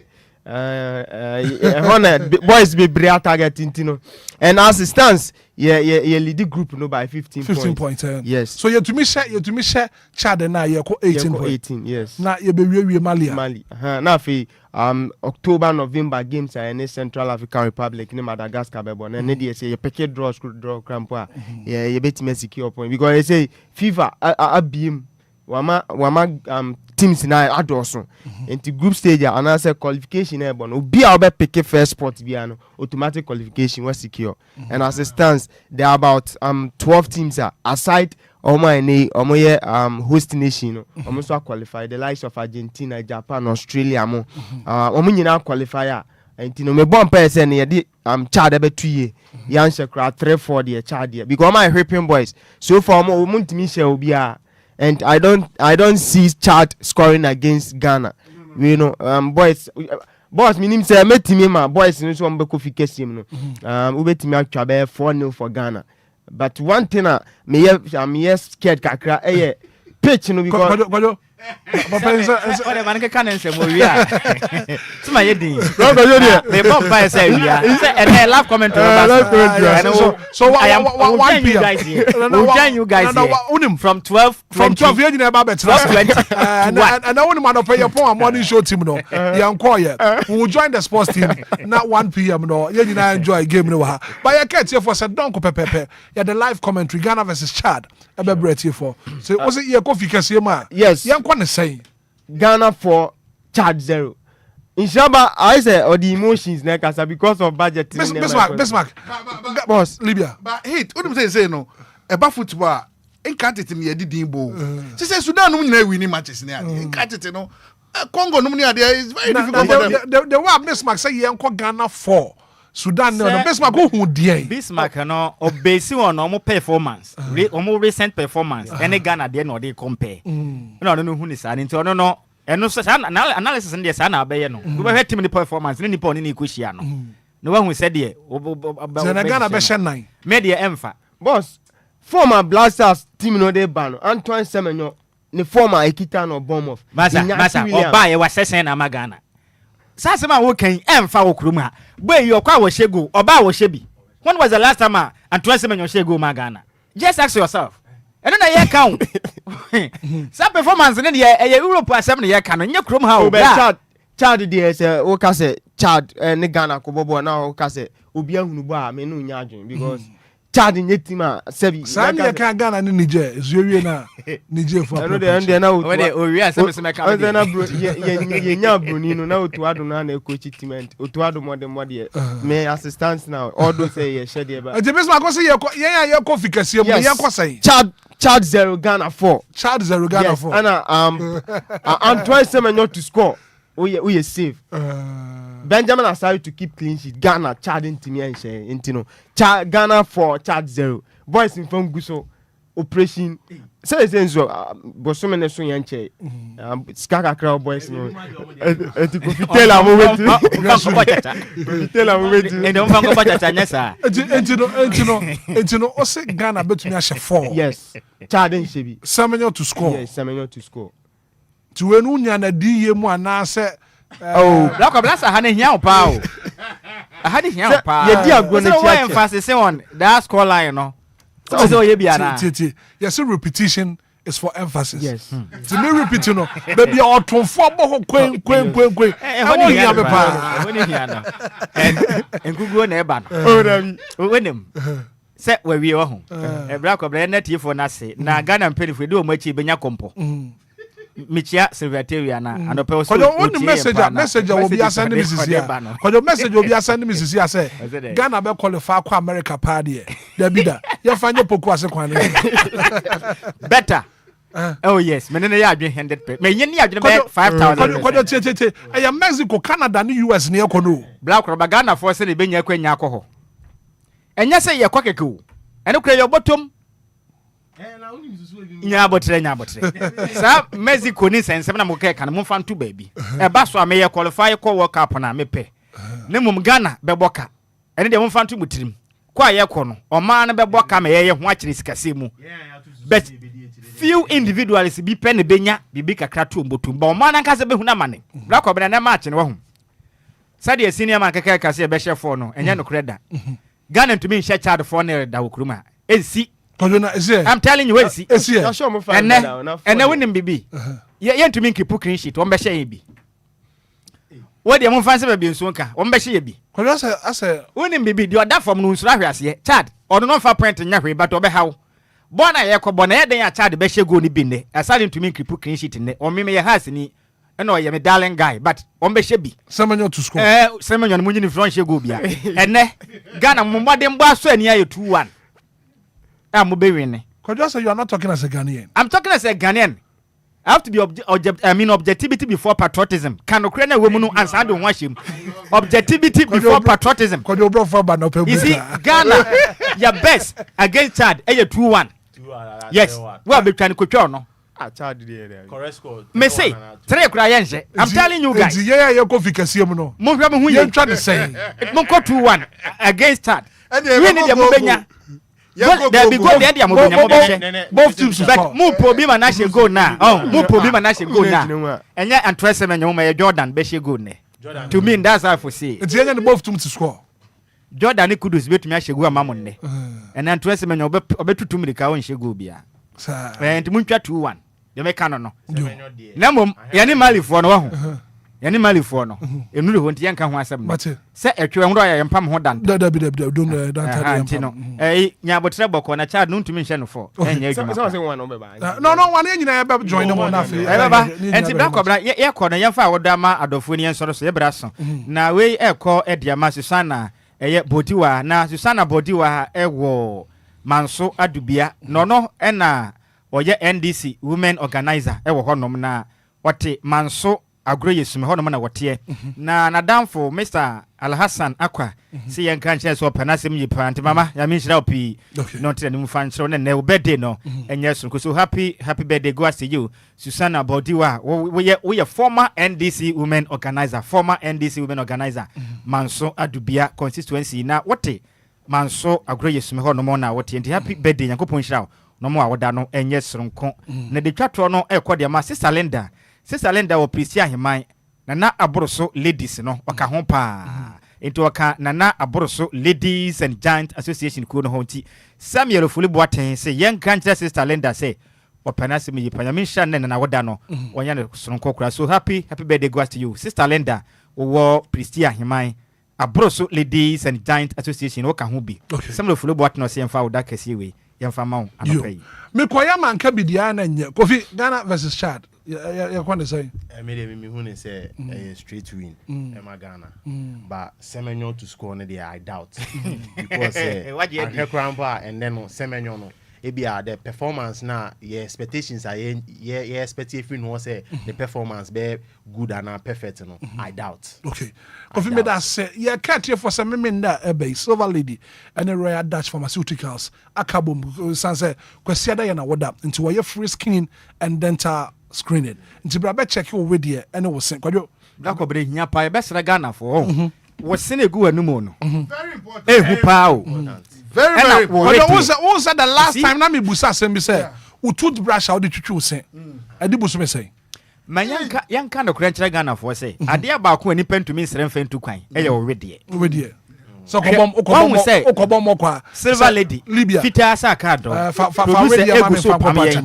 producer gusu a wo pam ye because time so ne dia no de oye ne no kure pam ye ne beko ne kure wo ne say Silver Lady aya Ghana for hwe ne wedie no wo say ye say na ha wa na ehu ne kire ben pen kire ben mo amota akongura mu no sana Silver Lady wedie ne tie eye na soft onyusu ne ma fun fans kana video eye Dutch Pharmaceuticals for products Royal Dutch Pharmaceuticals papa bi one product and wo mo no ye ma me awoda no wo so mo hwe Ghana for kwa visa bon de agakwa ye nya ne kwanti ye nkwa na ye sena sabe enioma bi age aboso ne mo kotwetwe ho ma ye ohu ebia na make say wose no aye bibia wo kono mu siesie kono say wo twi kasa bi e kasa efin ene nkekawa e wo wosem kono mu we wo nyo kapre eye free keke kono mu nyama we de na ya rin sise sabe kwetra we de no kono ye to ye bo ase ne yemfa product papa fa ho ma ne yemwa obi kwa na yade bi ne ma already na sensen sa kodo ba no se ne nyina ye free we de no ho nom e bia wo yusu enku bi wo yusu semina bi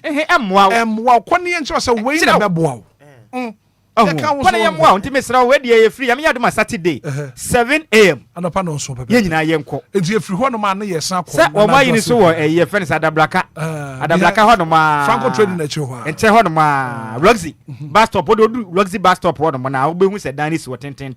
Yen, I am call me say me ready, no, and yen answer me who's an answer, said, yeah, and I say, yeah, from Kaka. May a coroma for fast swam, and I feel me sending so, may a coroma or more to me at the Nemashima, and me do you to Massey.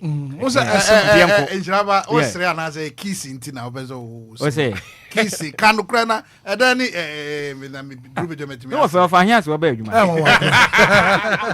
what's that as no ye wo dodom se anya wo se bofo nti dodom se no bo no ma wodi dia ne dodom nyina wo se okona fe obi kura didi wie no akwada on pestio nti kono mo a wate no wo se no ye nto ye bo ase na mo siesie ne kama ma nti we ye nsi da silver lady awoda ene ye ne sa free nti ko ye siesie Ghana ni ade ye no obetwanya nata ma so na fe na mepa mo to kontem anopa 7 no wako wopa kura akwada no ma hamache be 5:30 ene wo kwan so a black no nkwa anko fa busua ni nyina mo nkɔ na mo kɔche mo frank tinkete nyina ka ho fo bi akɔ ne nkɔ board no nsiesie mo wede ene wo mo sen na daache wanim ye kama na wo wede ya wo wale kura wo mre yo ye free one mo so ane ye kɔ ye nuaba na najwa silky yeah sure Saturday we nti Saturday dey ameme nda be dey adaji no poso ye be kɔ ho ye be di kan akɔ akwasiesie ye sen ene ye wede no ye wie ya ne atoa so se ye be kɔtema ana nti wie ya ne ye kontigana fo ma ne ye seda so saa na de ene ye duru ho no ma se se de ani nti ye be selesles no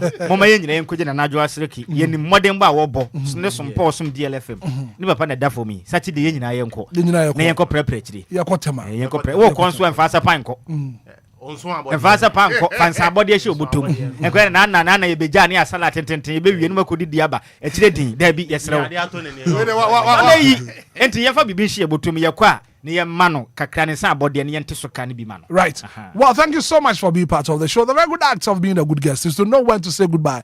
I said Kesi and come executive producer in Shraba Kwajo Samibi Libya Boga joining and Anapay Kofi Taylor Bismarck Edu say sports journalist guest Anapay DJ Mario Adieko social media so you're from Hitman. Good morning 1 p.m. live commentary Ghana versus Chad. Au revoir. Obia, give me handkerchief. Let me see your kerchief. Into your handkerchief. I will promise you I can see it. Ghana, that's a Kaya Shebo, Dance away, dear more than